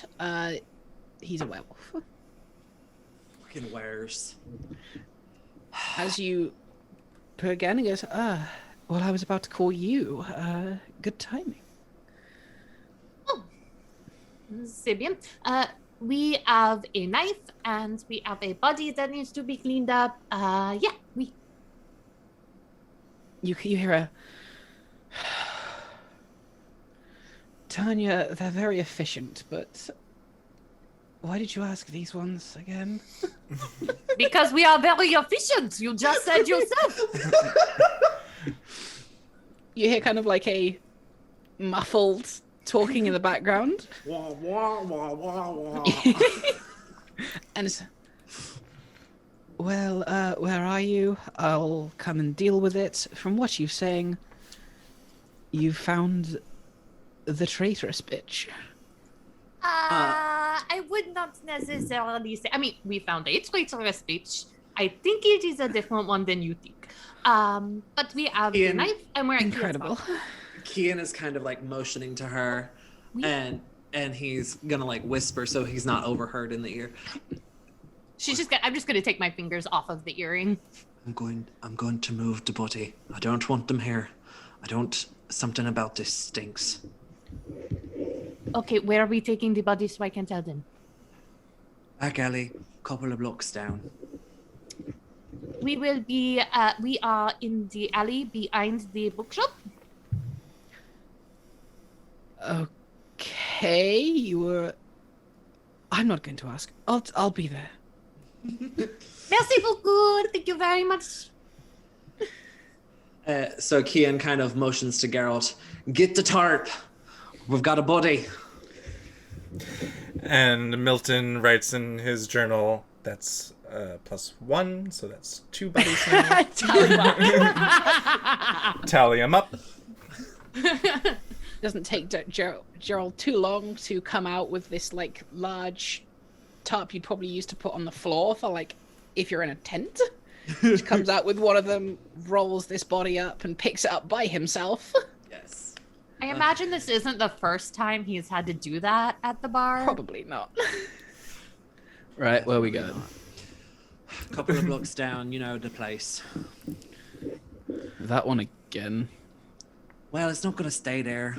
I just don't want him coming into my house. Yeah, fair point. Let's go. And so we kind of boop, boop, boop, boop. As you, yep. I was just gonna say, the dumping ground that we're using is well known for violence anyway, so that's why Kian likes to kind of just use that because it's in that bookshop is in a little seedy part of town. Yep. So, yeah. It doesn't take too long to get might there. be a cover. Something else. Probably. Doesn't take too long to get there, and when you are there, Dana knows of this spot. She's going to meet you there. She'll kind of look. She'll kind of come like as you there. She'll be standing there, and she goes, "Oh, well, you've been busy." Well, you know, it tends to happen when people ask after you. What can you tell me about this one? She kind of motions to Gerald, and he looks at you for a second before just unrolling him. If you would all like to roll investigate a mystery, I will do it based on those rolls. Okay. Absolutely. Let me just shake. I'm gonna take some experience because Yep. that was very Remember, you bad. have two. Remember, you have 2 points of luck you can use at any point during this game to turn a roll into a 12. So I I forgot about that. have I'll do that. Why not? Yep. I have an 8. 8. 2 got an 8. So I'm not gonna turn it into a 12. I'm just I'm gonna let that 8 ride. And then Sabine, if you're using luck, you will still get experience. Okay. I'm going to do that because I rolled a 3. So yeah, we're gonna So- use some luck. What I will do is I will say if you all want to pool your two questions together and ask them, I'll do it that way. You can each ask separate ones, but you'll get different quality of information depending on how you do it. So if you all pool your 2 questions together, you will get like a lot better information. If you want to ask them all separately, it's not going to be as good. Okay.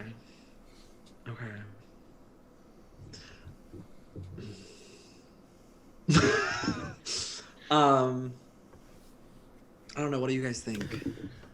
Well, what exactly are we investigating? The bookshop or? Basically, No, Dana's no, going to the- be giving you information based on how well you roll, and you've like rolled pretty well. So you can either all roll like separately and get a lot of questions, but the information won't be too good, or you could pool them together and take the 12, and they'll be a lot better. Like the quality of the answers will be a lot better. Yeah. But who are part we of me- asking? We're asking Dana. So Yeah. Oh, we're Dana. we're asking Dana about this werewolf that came into my house and attacked me. Fucker. Yeah. Attacked a human under my protection, which I guess he didn't know that Milton was human. But maybe he did. maybe he did. I don't know. Maybe Like, that's why it's- he singled him out to attack because he's the little squishy one. But so Maybe. far, all we've seen is that they're sacrificing monstrous, not mundanes. Like he even mentioned, "Oh, so you want to make me the sacrifice?" So we need to figure out. But Dana isn't supposed to have that information. But what we have seen so far is that they first attacked names. Darren. Darren. They first attacked Darren and then his husband, Halton.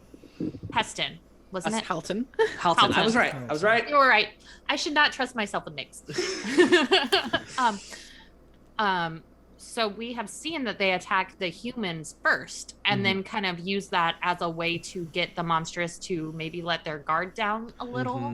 It's possible. I mean, that's Maybe it's just collateral damage, and they don't That's care also at this possible. point because they're on a timeline. yeah. But my But 2 not- points here Yeah. would be, if we want to discuss this, would probably be what was it going to do and what was being concealed there. If you want to go that direction. And I think With the 12, we can ask something that's not on the list You as don't well. have the advanced ones. So, Oh. yeah, Oh, we the don't. Yeah. advanced is Oh. when you've leveled up 5 times, You can choose to advance 2 of your basic moves, and then you get those when you do a 12. Gotcha. You haven't leveled up 5 times in this session, so Right. Yeah. No, that makes sense. that would mean you failed 25 rolls in one session. We know so we know what we know what happened. We know what this creature is. We know what it can do. And so I would say let's pool the questions. My vote is that we pull the questions and we ask what is being concealed, because there is clearly something that Dana and Tanya aren't telling us. Yeah. I would say let's ask what's being concealed, and what was it going what's being concealed, what's it going to do? Okay. Mm-hmm. So I agree with that. The only other one that I might see is like what happened here, but not in the sense of like what were the exact actions that happened here, but like what happened to make this person attack us? What do you know to make this person attack us? In that sense. Yeah. So with the answer to those questions will be revealed right now. So I was trying to do the whole like, let's go to the break. Yeah. No, we're not. No, because we're live. So as Geralt kind of unrolls this body, it flops to the floor very unceremoniously, because he's not exactly been treating it well as he's been carrying it. It's just kind of like a jostled around sort of thing. As it runs out, the dagger you picked up the dagger, sorry. Mm-hmm. You see in one of his hands is 2 different things. It looks like a leaflet and a folded piece of paper. As you kind of like pick up the leaflet and the piece of paper, one of the pieces of paper says the same note that you picked up in Helman Darren's house. It will be awaking, prepare your sacrifice. And the second one is a leaflet for Cardiff Market and as you kind of open it and look at the inside, not too much of it is changed, but you will notice on the map of the market that's kind of like in this leaflet, the kind of entrance to the service basement is circled. Okay. As he falls out, Dana will just like look over to this body and goes, wheezy, slimy little shit. Kicks the body. This one was Alex Brennack. We found him a little while ago, patrolling some streets, getting into trouble. He said he wanted to live a normal life. Doesn't particularly look like he wanted to do that now. What with this, and kind of like motions to the wounds you lot have gotten. Yeah. That's all well and good, Tanya. I mean, you're not Tanya. That's all well and good, Dana. Why did he know me? He asked for me specifically. My guess, someone is feeding him this information. Someone in this cult maybe has gotten their hands on a list. I don't know. I thought Tanya was the only one with the lists. So did I. You know she wouldn't do this. You know that. I want to know that, And I Dana. know that. I really want to know that. But you know where I come from, and you know what I've been through. This is hard. I'll get her here. And she touches her own earring, and without even talking, just kind of it makes her sort of like all the eye emotions and like facial expressions of someone who is talking to someone, but very clearly is not. Right. And like a few minutes later, she just okay. She's on her way. Why back here? I don't want this stuff in my house. The pub, Yeah, fair. the pub is my safe place. and he fucked with that. Kian. Sabine's gonna like just wrap her arms around Kian, just like holding him, probably getting some blood on him, but like holding him. He's already bleeding. He doesn't mind it. So Kian, while they're waiting for Tanya, he like takes up his shirt and like rips the bottom of it and like wraps his arm so that he's not just like leading a trail of blood everywhere. Yeah. So I'll say in this downtime you can probably recover 1 harm each. Okay. Cool. If you're making like active efforts to staunch bleeding, etc., you can do that. Yeah. So not too long, maybe about 25 minutes before Tanya arrives, kind of walking around the side of a building, and oh my god, what the fuck has gone on here? It's kind of all gone to shit, hasn't it? I was attacked. Medium shit. I was attacked in my own pub. Fuck. They asked I'm assuming for it was me. this one. Yeah, he asked for me specifically, Tanya. He knew where I was. He knew my business. He knew what I was.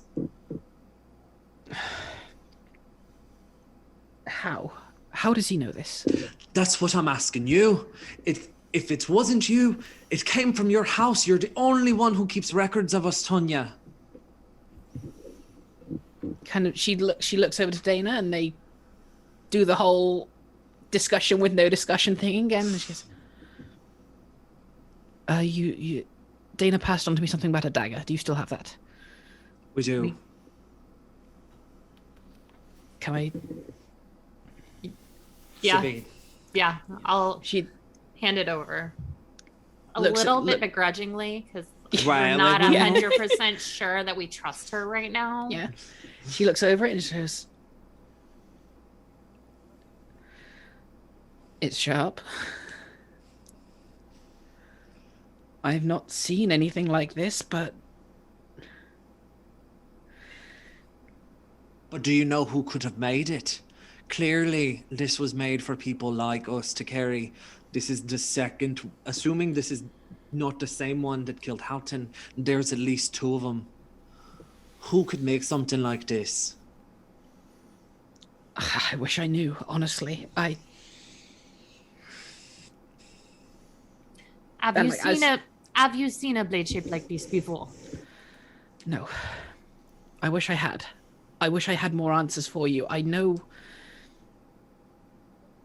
everything I've done kind of doesn't mean shit right now because I look suspicious. I don't want that to happen. And like, even as she's saying this, you can see a little tear coming down from the inside of her glasses.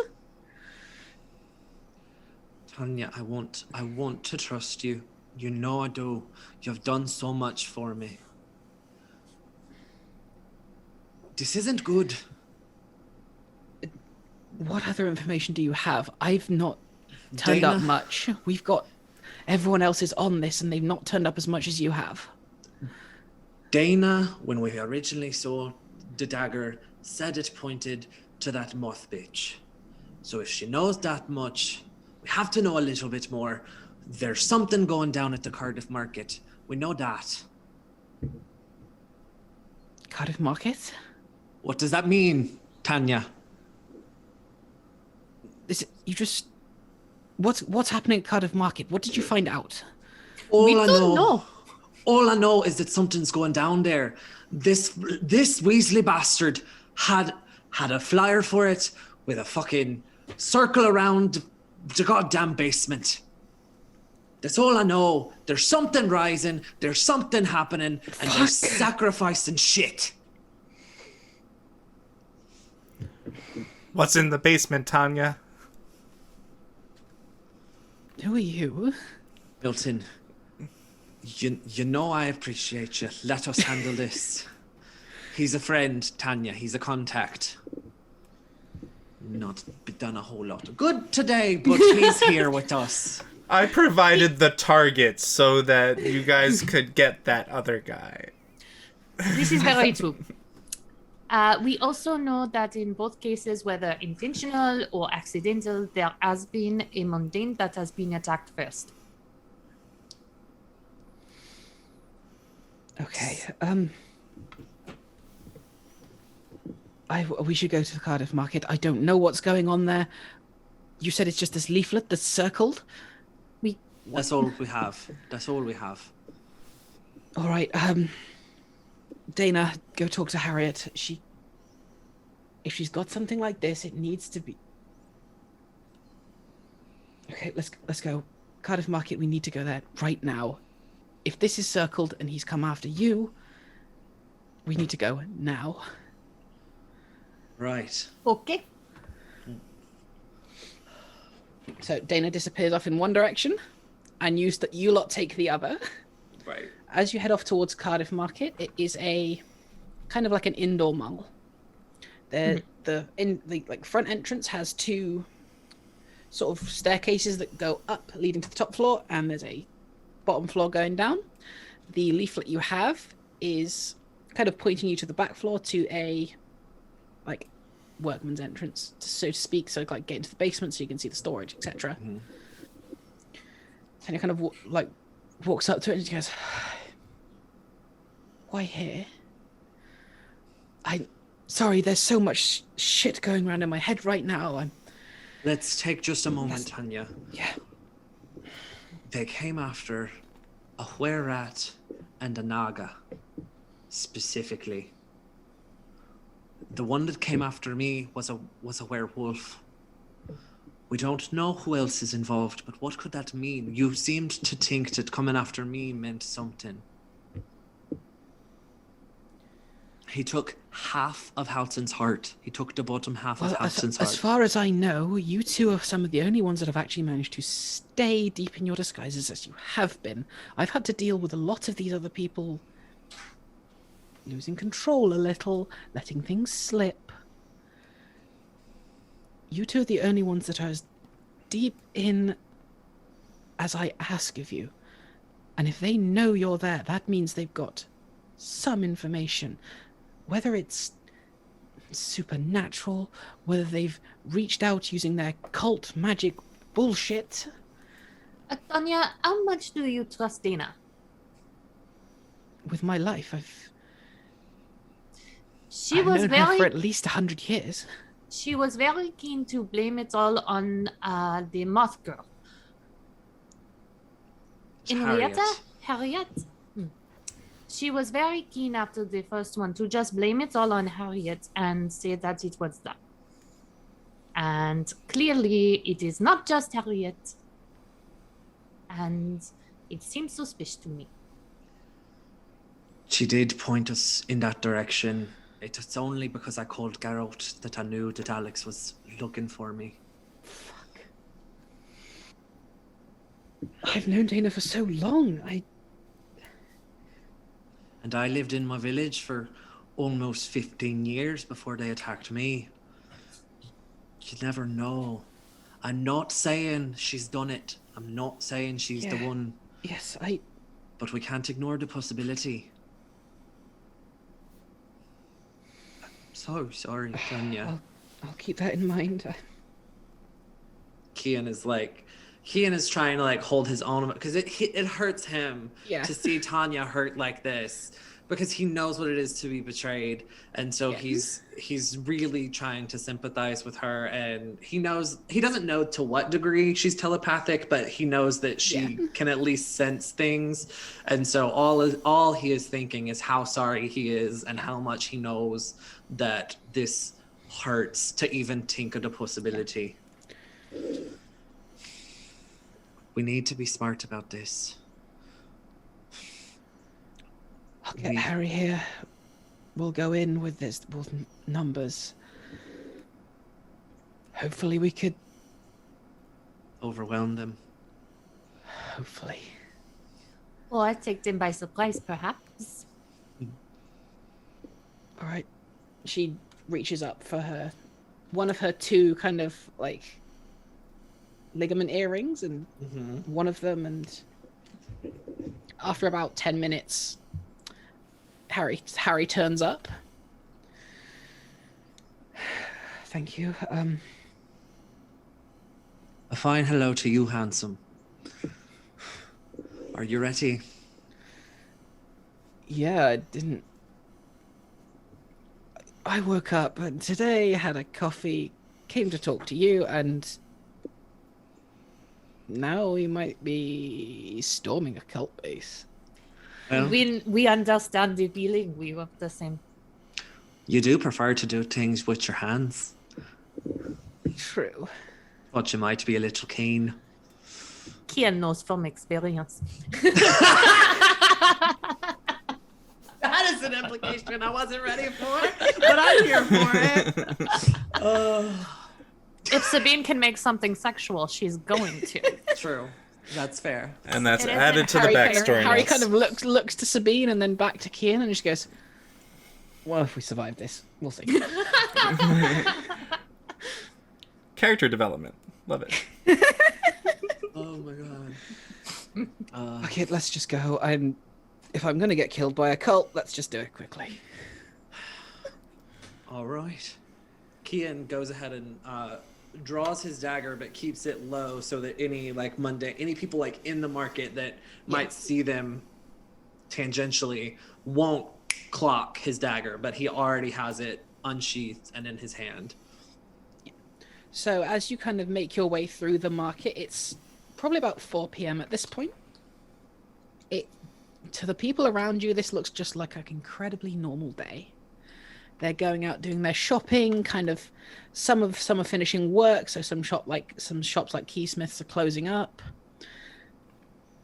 But it's incredibly weird to know what you know and to go where you're going right now and See everything just be and like see everything just going on normally as you Yeah. go through this. It's not large, it's not like a big mall market, but it's fairly populated, and as you head to this like back area, kind of moving through some corridors, the staff entrance is before you. Harry kind of looks at the rest of you and goes, "Well, I'm gonna try to pushes do it it. open." Before we go in, I'm gonna try to do a heckin' investigate Yeah, go ahead. and see if there's anything being concealed. Is really what I want to know if I Yep. can, unless I fail this roll. and I need 2 seconds before we start combat to empty my bladder. Yeah, no worries. Who Who said there'd be combat? Fair. That's gonna be an 8. 8. So yeah, you get one question. Well, Great. I'm assuming it's going to be what is being concealed here. Exactly. While Lex is gone, I will also take that opportunity to do that myself. Same Z's. Cool. Just install for us. Well, hello, chat. How y'all doing?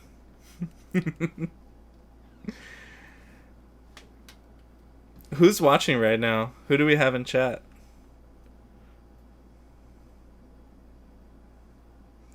Yes, it is bathroom break time.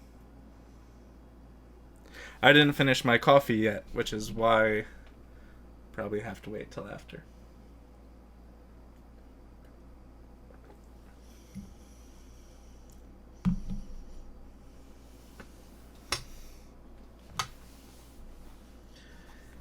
Hey Izzy. What's up?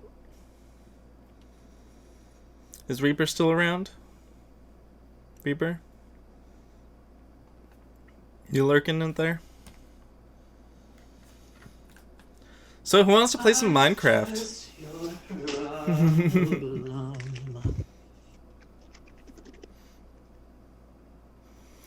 Hey.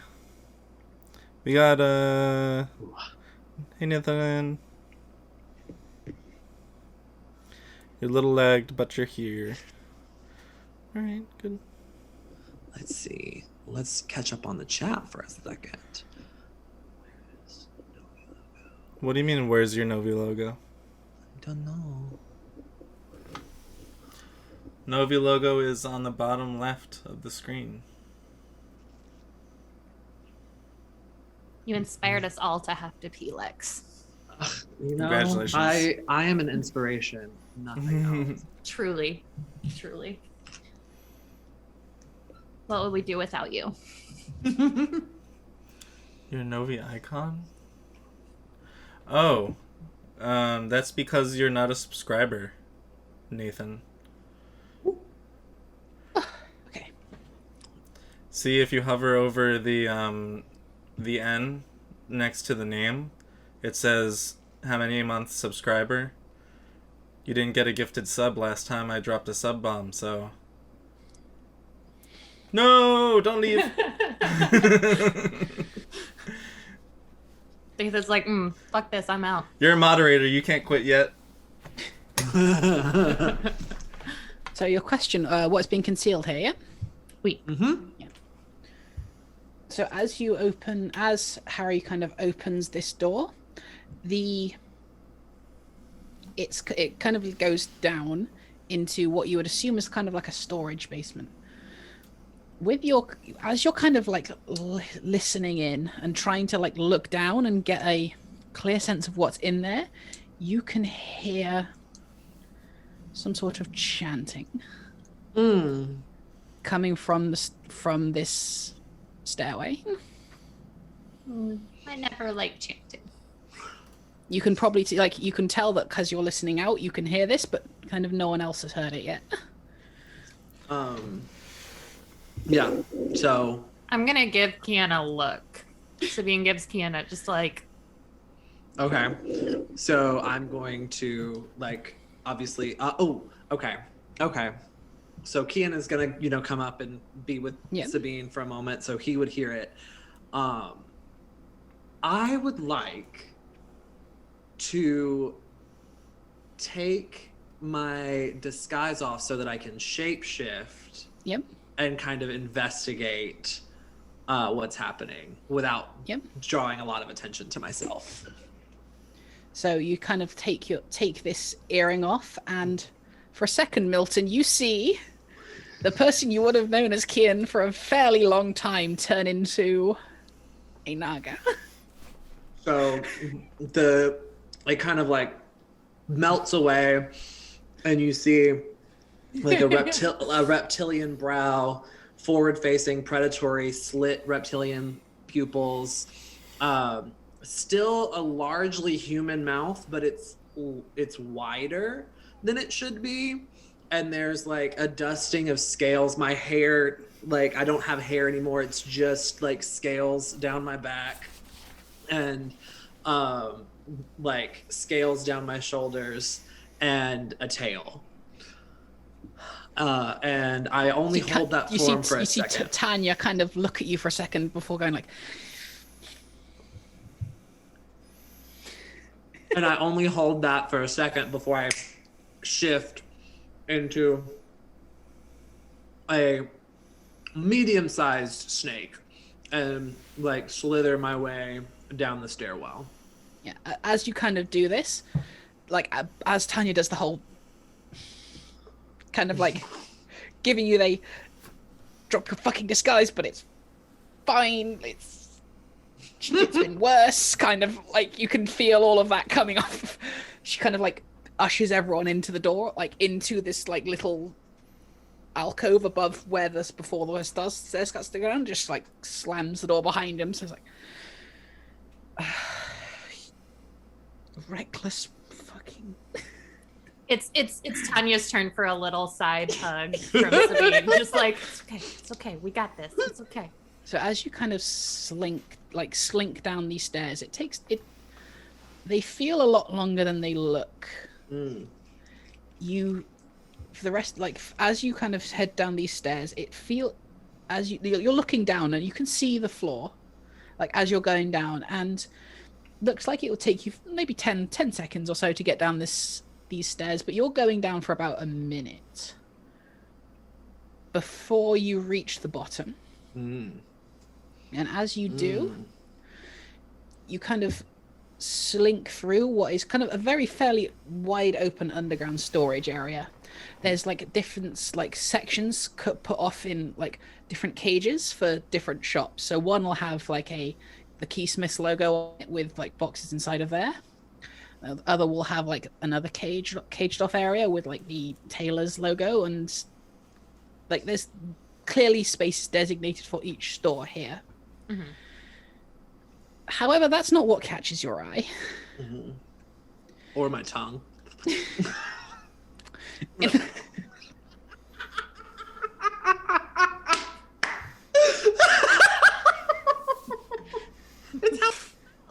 Yeah. In the middle of this storage area, there is a very large creature. I will say you roll your investigate a mystery now. Yes, give me something good. Give me something good. You have your luck, remember, if you fuck up.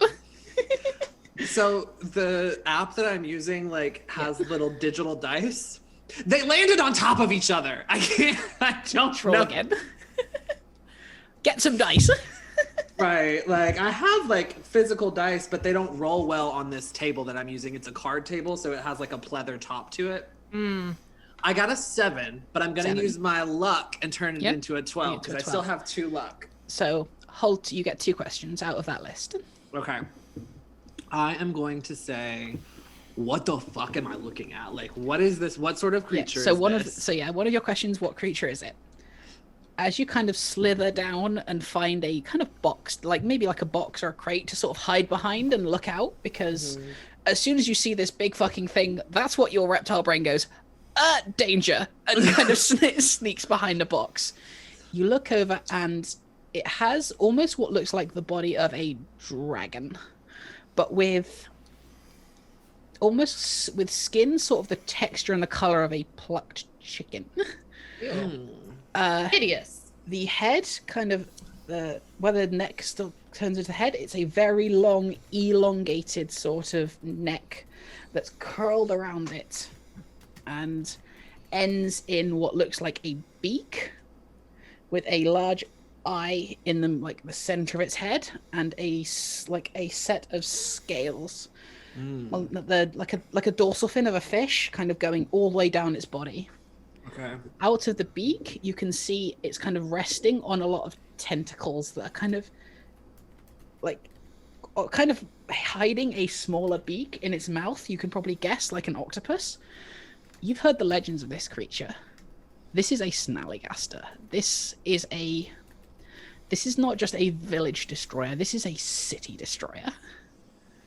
Cute. And it's still asleep. Thank fuck. You have one more question. I do. I have one more question. And there are people chanting. Yes. So I already know that this creature can do harm. I want to know, what is it? What are they going to do? Is there a way? No, because there's not really a way for me to know, because I don't have that basic knowledge. There's no way for me to know that they are doing this specific ritual, and this is how we stop them. So I guess instead, let me ask. Fuck.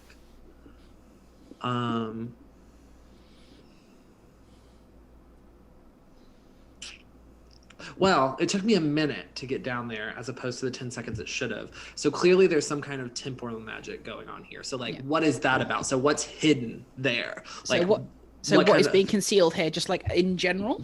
What's being concealed here in the magics that they're doing to do this? Yeah. So, let's see what information I can give you based on what is being concealed here and where you are. Mm-hmm. And to be so since I am Snake, the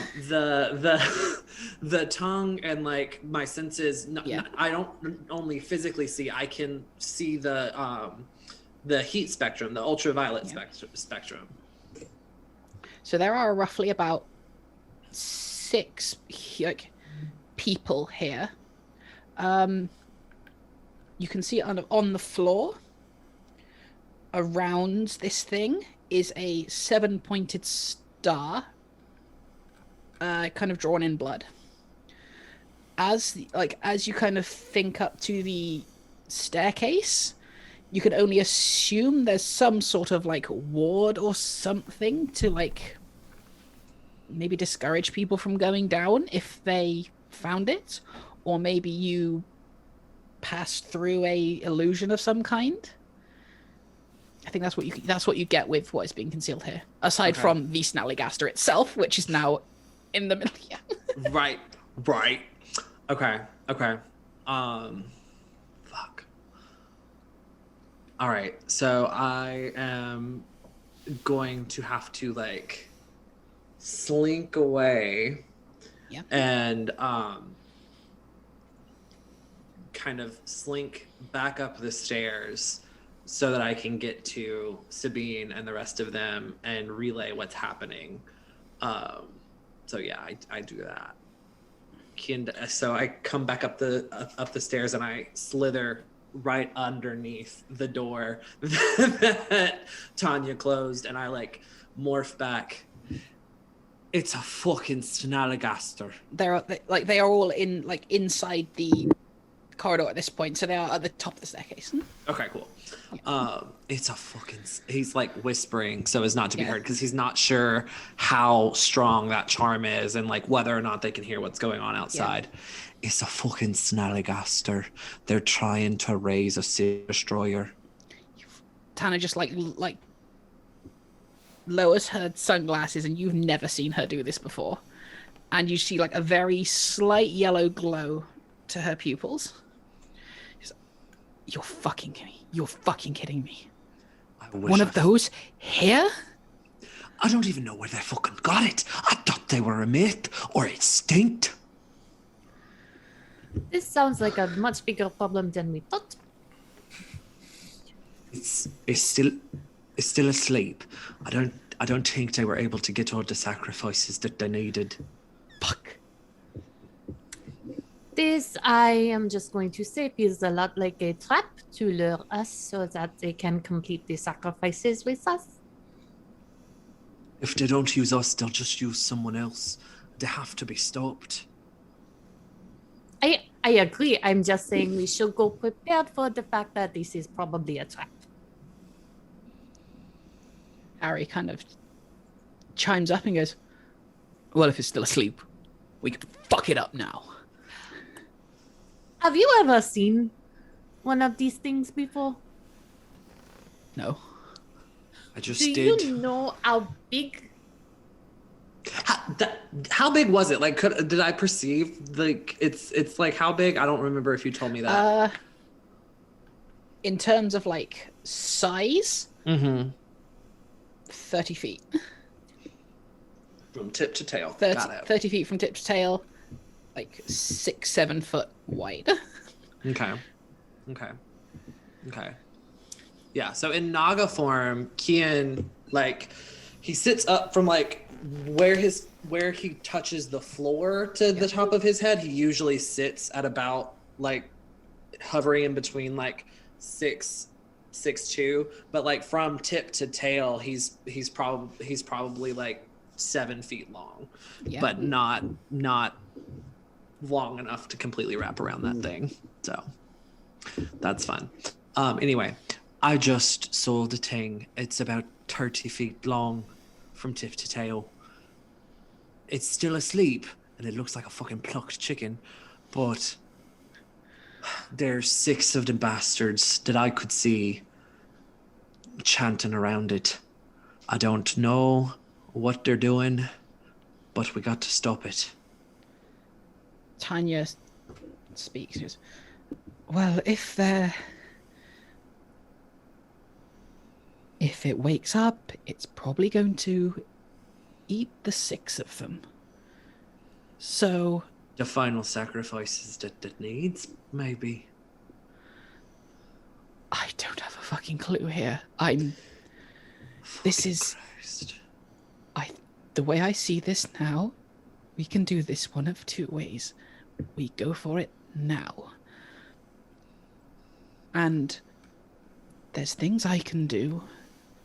We can deal with it now, deal with those 6 people, or we can wait. Wait until it kills and eats them and then deal with it. But we don't have the element of surprise and it will be awake. I don't want to deal with it at full power. And the Alex fella, him slitting his own throat, I don't know if that counted as a sacrifice. I don't know how much they need. I think we need to take them out without killing them. I agree with that. Milton, is there anything in your little book about the Snelligaster. Roll, bitch. Roll and use that luck. Justin, you have a ability. You have a move, I believe, called Oops. Oops. Oops. Oops, if you want to stumble across something important, tell the keeper. You Hey. find something important and useful, although not necessarily related to your immediate problems. Yeah, I'd like to use that, please. Yeah. Sorry, that moment when you burp and all of the carbonation goes into your nose. Oh, Hey. lovely. So as you kind of, this for some reason in your mind has set off something. You might have heard this before, but you don't know where. So out of presumably like a satchel or a messenger bag or something you've got with you, you just pull out book after book after book and just start going through them. To anyone else, this looks like a pocket dimension. As how is this man carrying so many goddamn books in this one little bag? Yeah, He just Sabine just like leans over as he's doing that and just is like trying to peek in the bag. Like, it's just incredibly well packed, like like my handbag. So you like, he could pick like just goes through and just keeps picking up books and looking through them, and eventually you come to one book in like a myths and legends for kids book that just like shows a picture of the Snallygaster like almost ravaging a city, but a sort of mythological sort of hero figure standing up to it with a 7-pointed star like in his hand. Okay. oh no, what if these people are keeping the Snallygaster asleep? Or what if that which kills it is what brings it back? You will What have is noted, the star? Kian, you would have noticed the 7 people were standing around it in those 6 of the 7 points.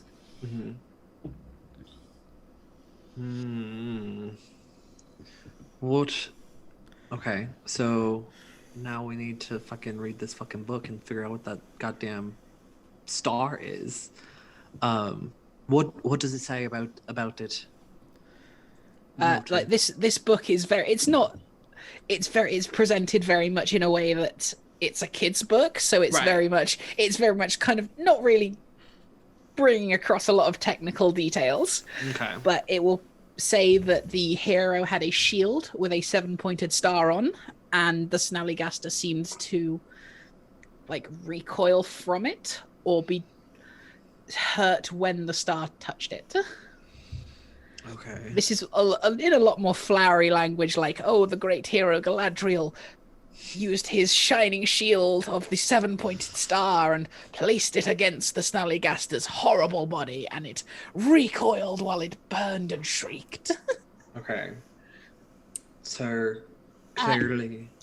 clearly this is some type of magic. Kian, are you still bleeding? I don't think I am. I think I wrapped it and I got 1 point of harm back. So Yeah. like there is a wound there, but it's not actively bleeding. Yeah, you all got 1 point of harm back because you kind of took the time to like give yourself first aid, etc., etc. I just for a little bit of flavor, not to add anything to the actual like story, like it doesn't have any like spoilers as to the Snallygaster itself, but I feel like it would be fun to have like some newspaper clippings in my bag of like some events and stuff like that.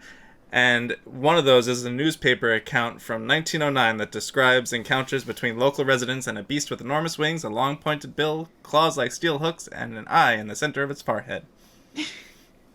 Yeah, I'll let that happen. So present So- that to us, sir. Yeah. Here you go. So this thing has been here for centuries. Fucking hell. Well, 1909 wasn't centuries ago because it's 1930, right? Right, but if there is also a children's story about it,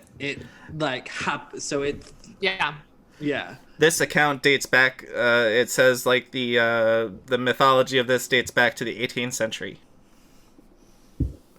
Okay, I have an idea. I do not know if it will actually do anything, but we know from your account, Kian, that they are using a 7-pointed star. You said painted with blood, it looked like. Mhm. What if we just give a little prick on our finger so that we don't take actual harm, and then draw a 7-pointed star on ourselves to try and protect ourselves. It may not do anything, but right now we kind of at Hail Mary, how you say. I mean, it's worth a shot. What do you think, Tanya? I mean, we trusting a children's book isn't really what I go for right now. But what else do we have? Well, over time, facts turn into myths, myths turn into legends. So maybe there's some sort of actual something behind this. Maybe the star does represent You're something. right. I hate it when you're right, but whatever. Like, yeah. We have you too, Tanya. True. I don't know how what you do works, but clearly you have some mental capability. Is there any way that you could read them?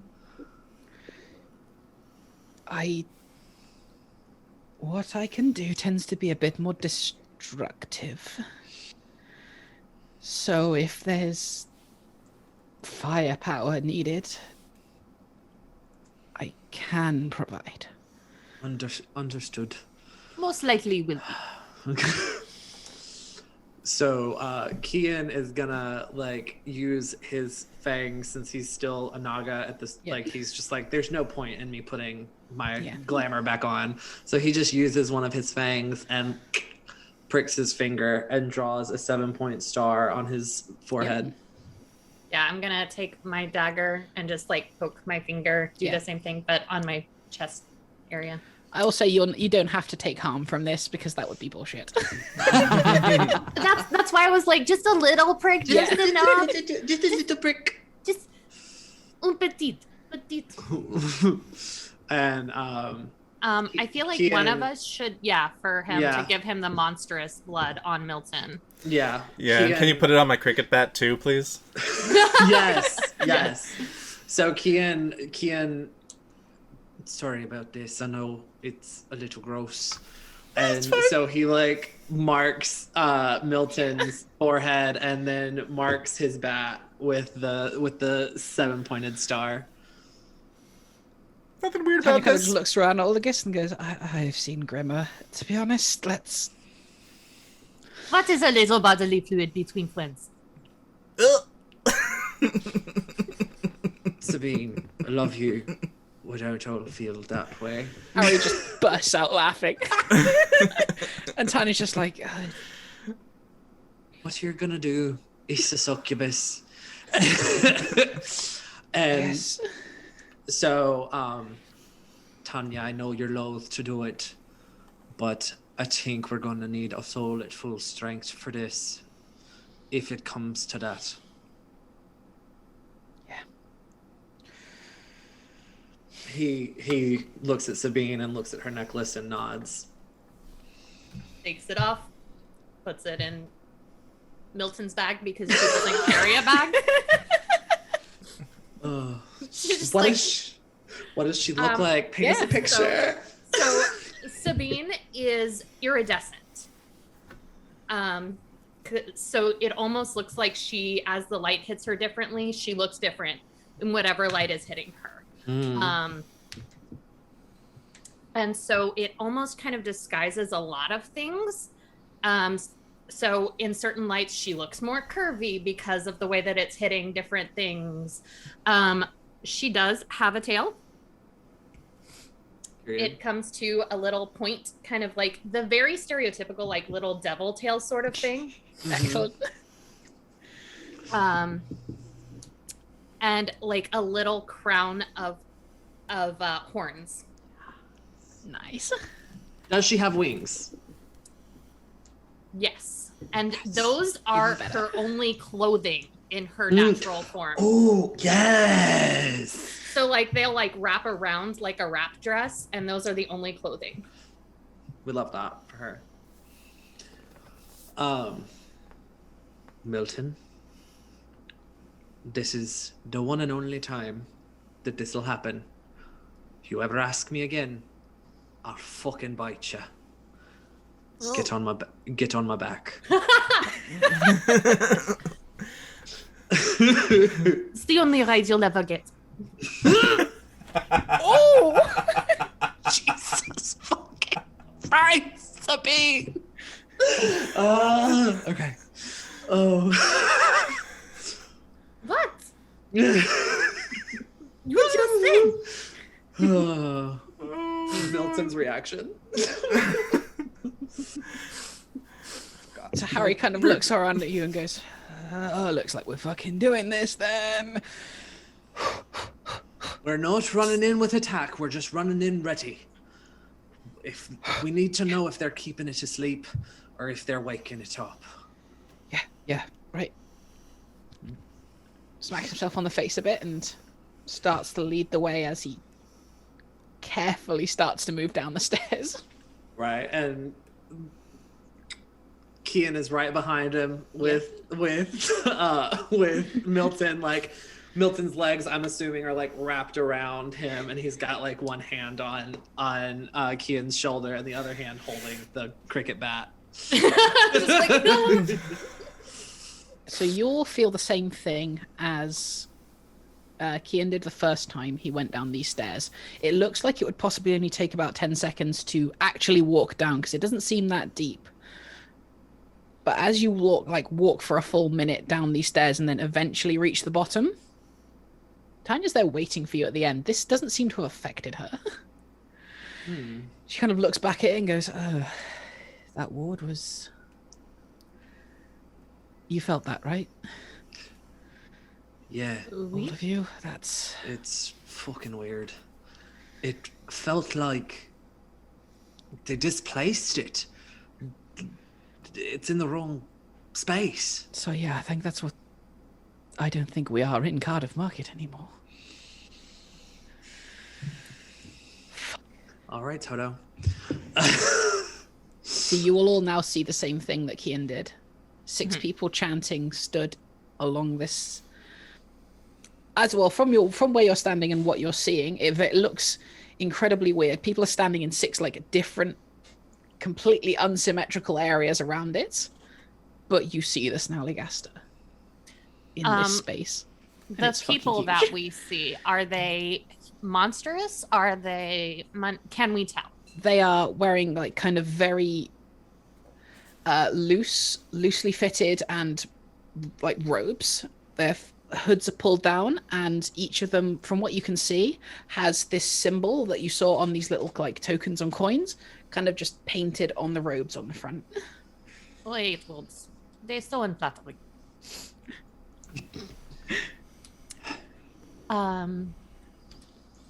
So we can't see like any of their faces or You any can't of see their them, features. they're all like covered up. completely covered. Yeah. Yeah. Oi, Shanters.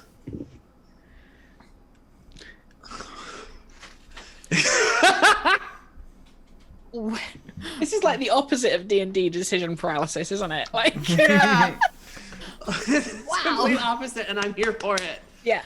Oi, Chanters. So What as are this- you doing?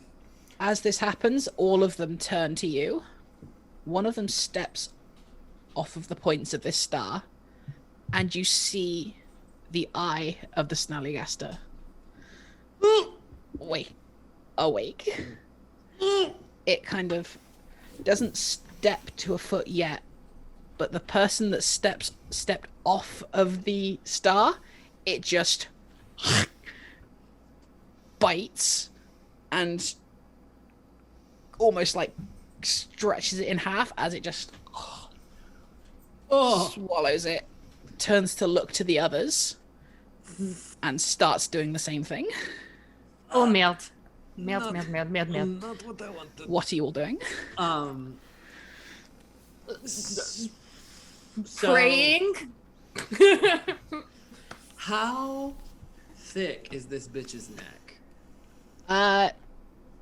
It would be like, you know, when you go out into like kind of sort of the city centers and you see like sort of trees that have been kept in these like little urban areas that clearly haven't had the chance to grow properly. So their trunks are like kind of that thick because they're like probably about that.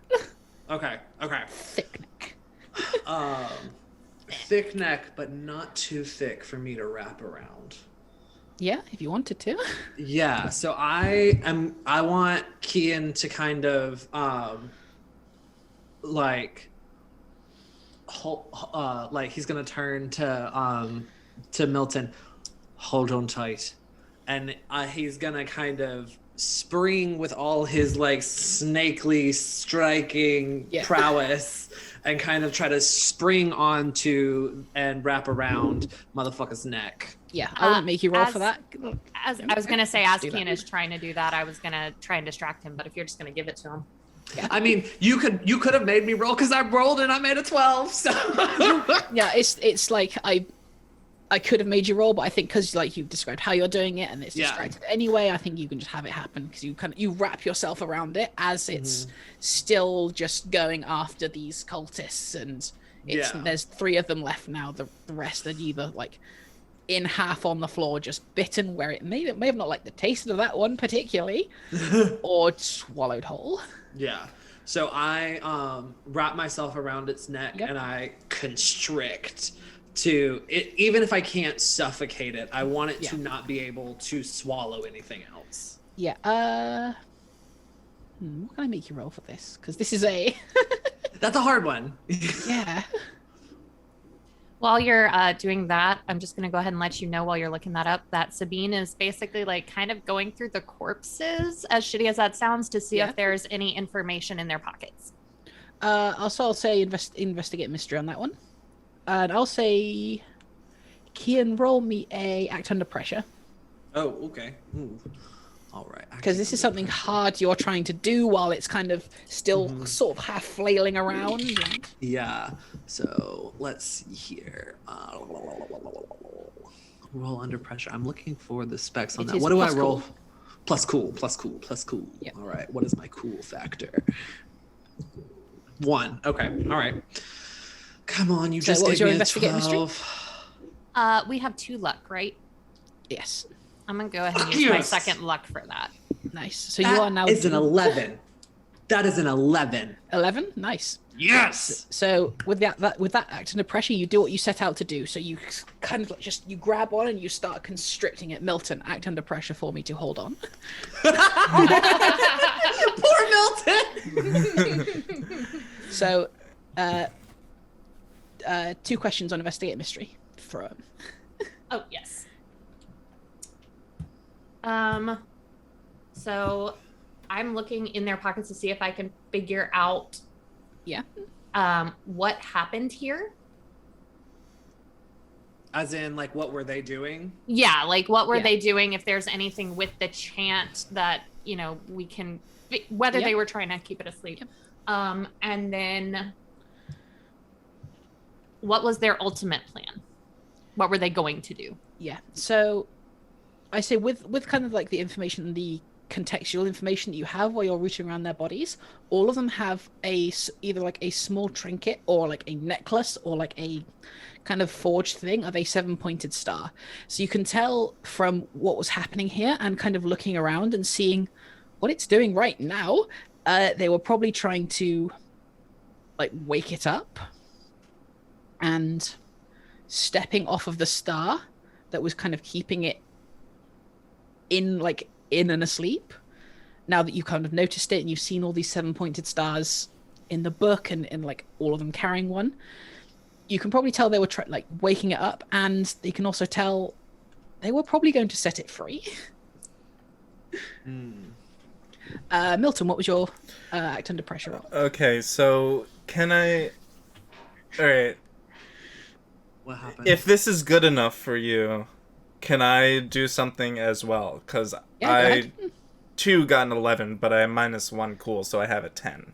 Yep. So you do what you set out to do, so you still hold on. What are you doing? Okay, I would like to whack it in the giant eyeball with the 7-pointed star on my cricket bat. Yep, go ahead. Roll kick some ass for me. Okay. So that's plus tough. Plus tough. That's a 9. That's a 9. So on a 7+, you and whatever you're fighting inflict harm on each other. The amount of harm established based on dangers in game, blah, blah, blah.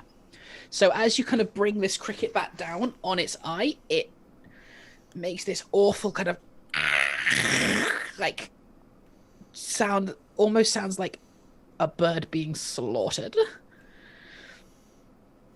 You hit it on the eye and it flails around a lot, like flails around, and almost like a cat trying to get something off of it, where it's kind of where the cat's kind of like flails around and like scratches shit.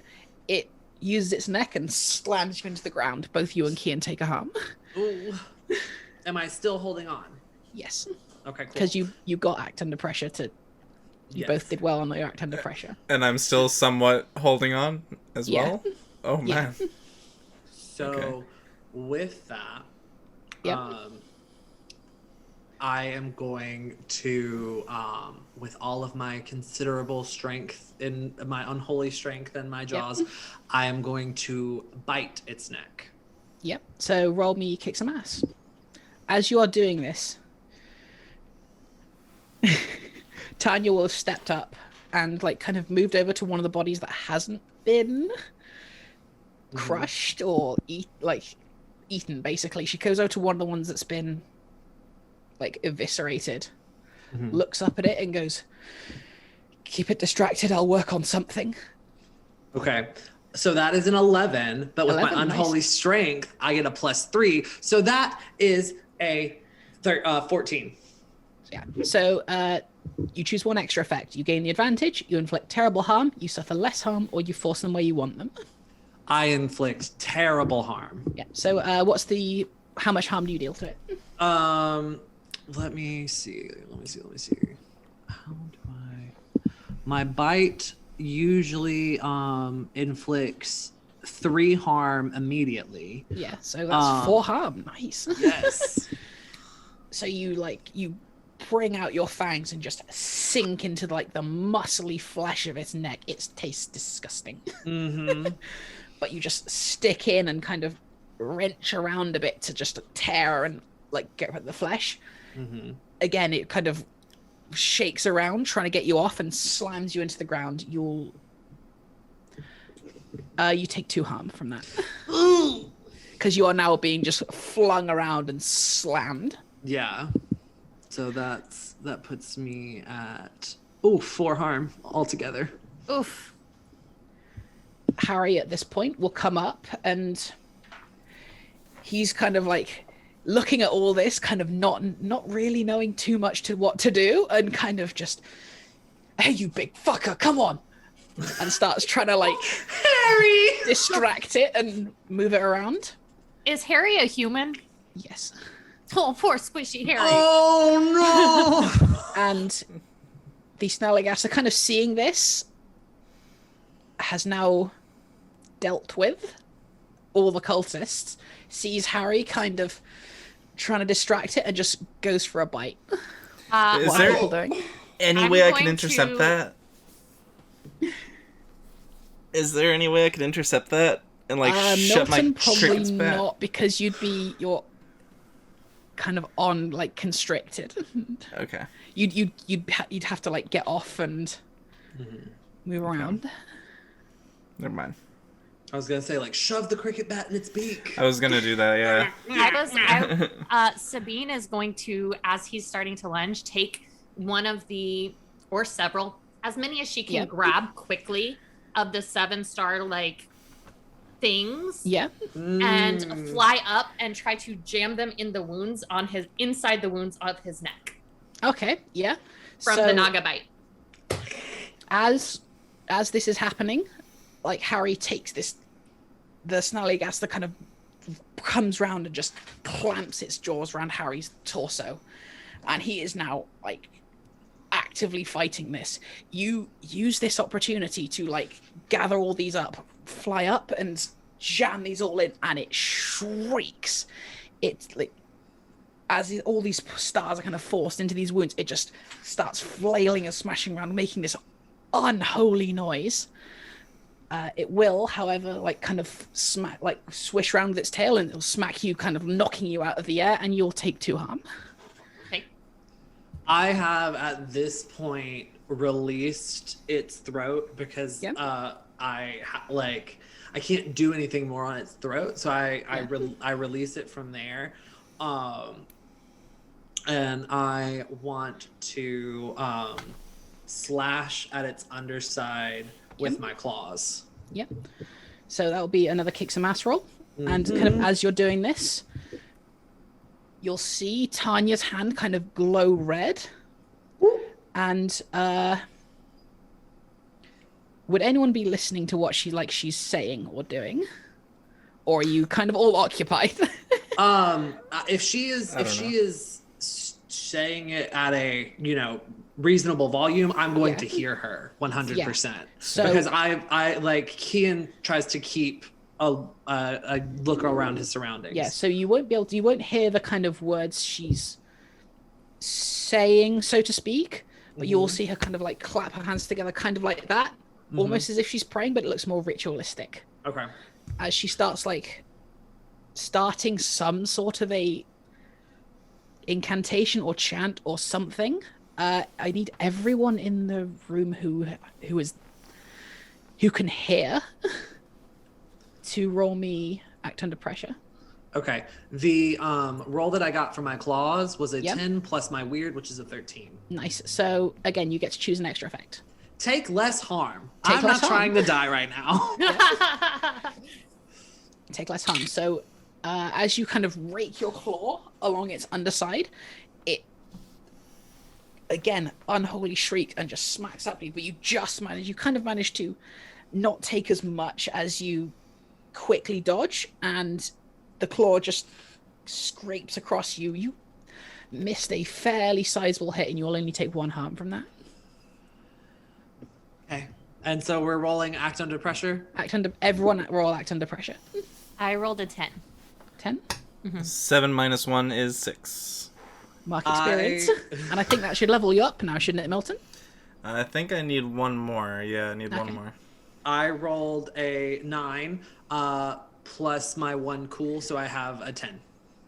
So, Sabine and Kian, you notice as Tanya finishes like maybe the first stage of this weird incantation that she's doing, the words that she's saying are almost unpassable to you, even as you've seen a lot of supernatural shit in your time, but the words she's saying right now are so incomprehensible, and even starting to hear them is making your brain just almost shut down and scream and try not to hear them. So you all instantly kind of manage to clamp it out in time. Milton, you do not do this. As you hear these words, they just start filling your head with insight that you never wanted, that you could never see before. You start seeing all these awful, horrible things, and as you kind of go, and you're still listening to the words as your ears start to bleed a little, and you'll take 2 harm. What are you doing, Milton? Are you continuing to listen? Or are you? No. Yeah. So after that, you kind of slam your hands on. Stuff some news. I did not sign up for this. I did not sign up for this. You kind of did.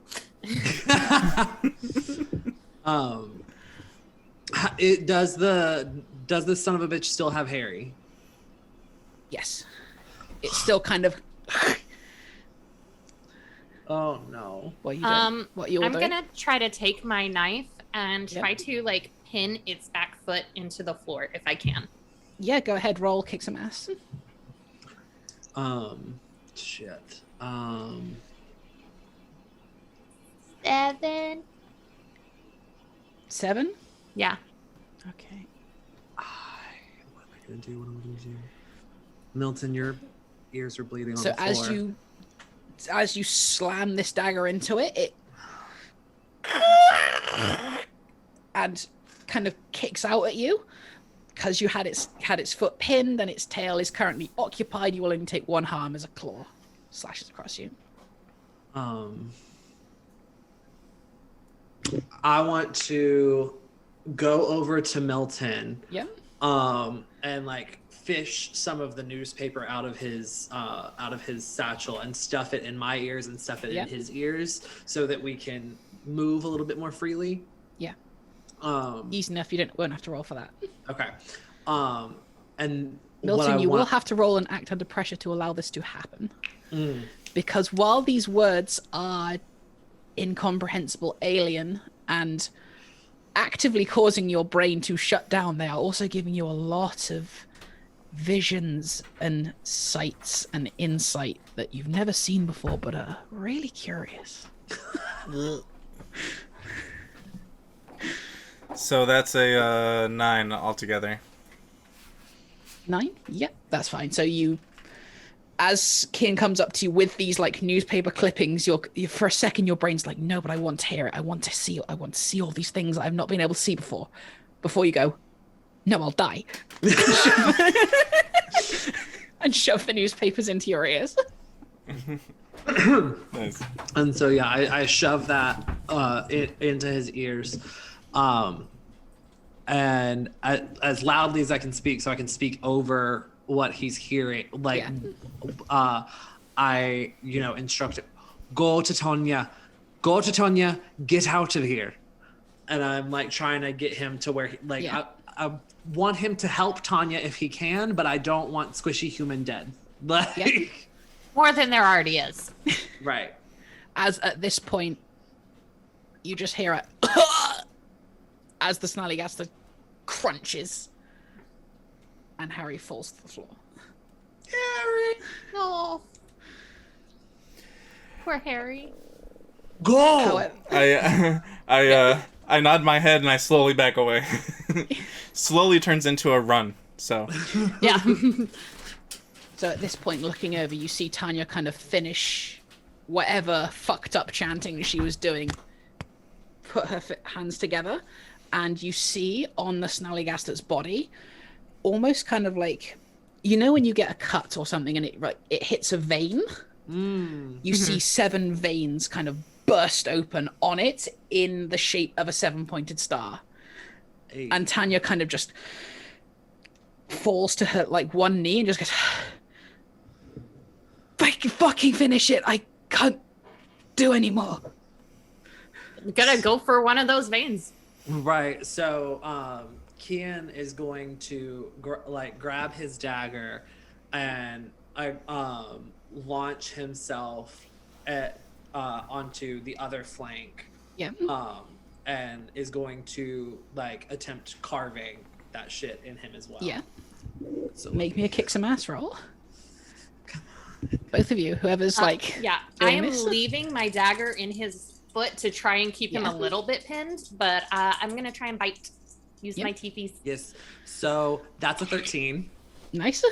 So again, the extra effect. Yes. Extra effect is going to be at this point, if I die, I die. I'm gonna inflict terrible harm. Terrible harm. So as you, Sabine, what was your roll again? That's a 6. 6. Okay. Yeah. Oof. So usually I do this with what is it? One of the extra effects on, where is it? I had it here just now. One of the effects on one of the other moves is the keeper will give you a hard choice, a worse outcome, or a price to pay. Kian, Oh no. you can see that what you're doing is working, and if you spend maybe even 10 seconds more, just like carving along the points of the star web that Tanya has left on it, that it will die. And you can feel its life energy starting to ebb away. But you can also see it starting to make a bite towards Sabine. And you've seen she's quite heavily injured. What are you going to do? No! Fuck. Oh, okay. Fuck. Oh, Kian is gonna like look at Sabine and like make eye contact with her. And he's just gonna say, I'm sorry, I'm so sorry, as he continues to carve, because as much as he loves her, he can't let this thing live. As they make eye contact, Sabine is just going to nod at him and signal that, yeah, no, that's the right choice. So the Snallygaster chunks and bites you, and you take 3 harm. Okay, I'm not dead yet. As you... I'm very close. And crying over this. As you slash along the points of this star, you do the final one, completing it, and its body just gives up and it falls to the floor. Sabine, I need you to make one last roll for me. I need you to roll Act Under Pressure to get out of its jaws before. Because if as it's falling and it has you in its jaws, if it falls... Yeah. I'm dead. What was Do you your not roll? have 1 luck left? Do you not have No, one luck I used my luck to make sure something else earlier. It was a 6 exactly. Can I run in heroically and do something? Is that possible? I will give you this one last chance. Roll me protect someone. Okay. So it's plus tough.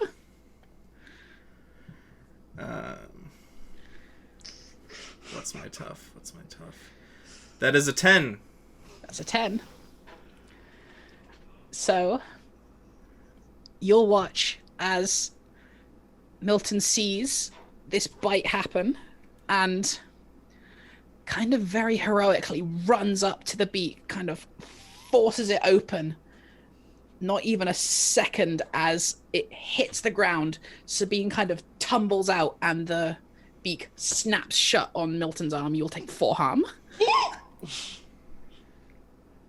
You have kind of essentially thrown yourself in the way and it hit instead of Sabine.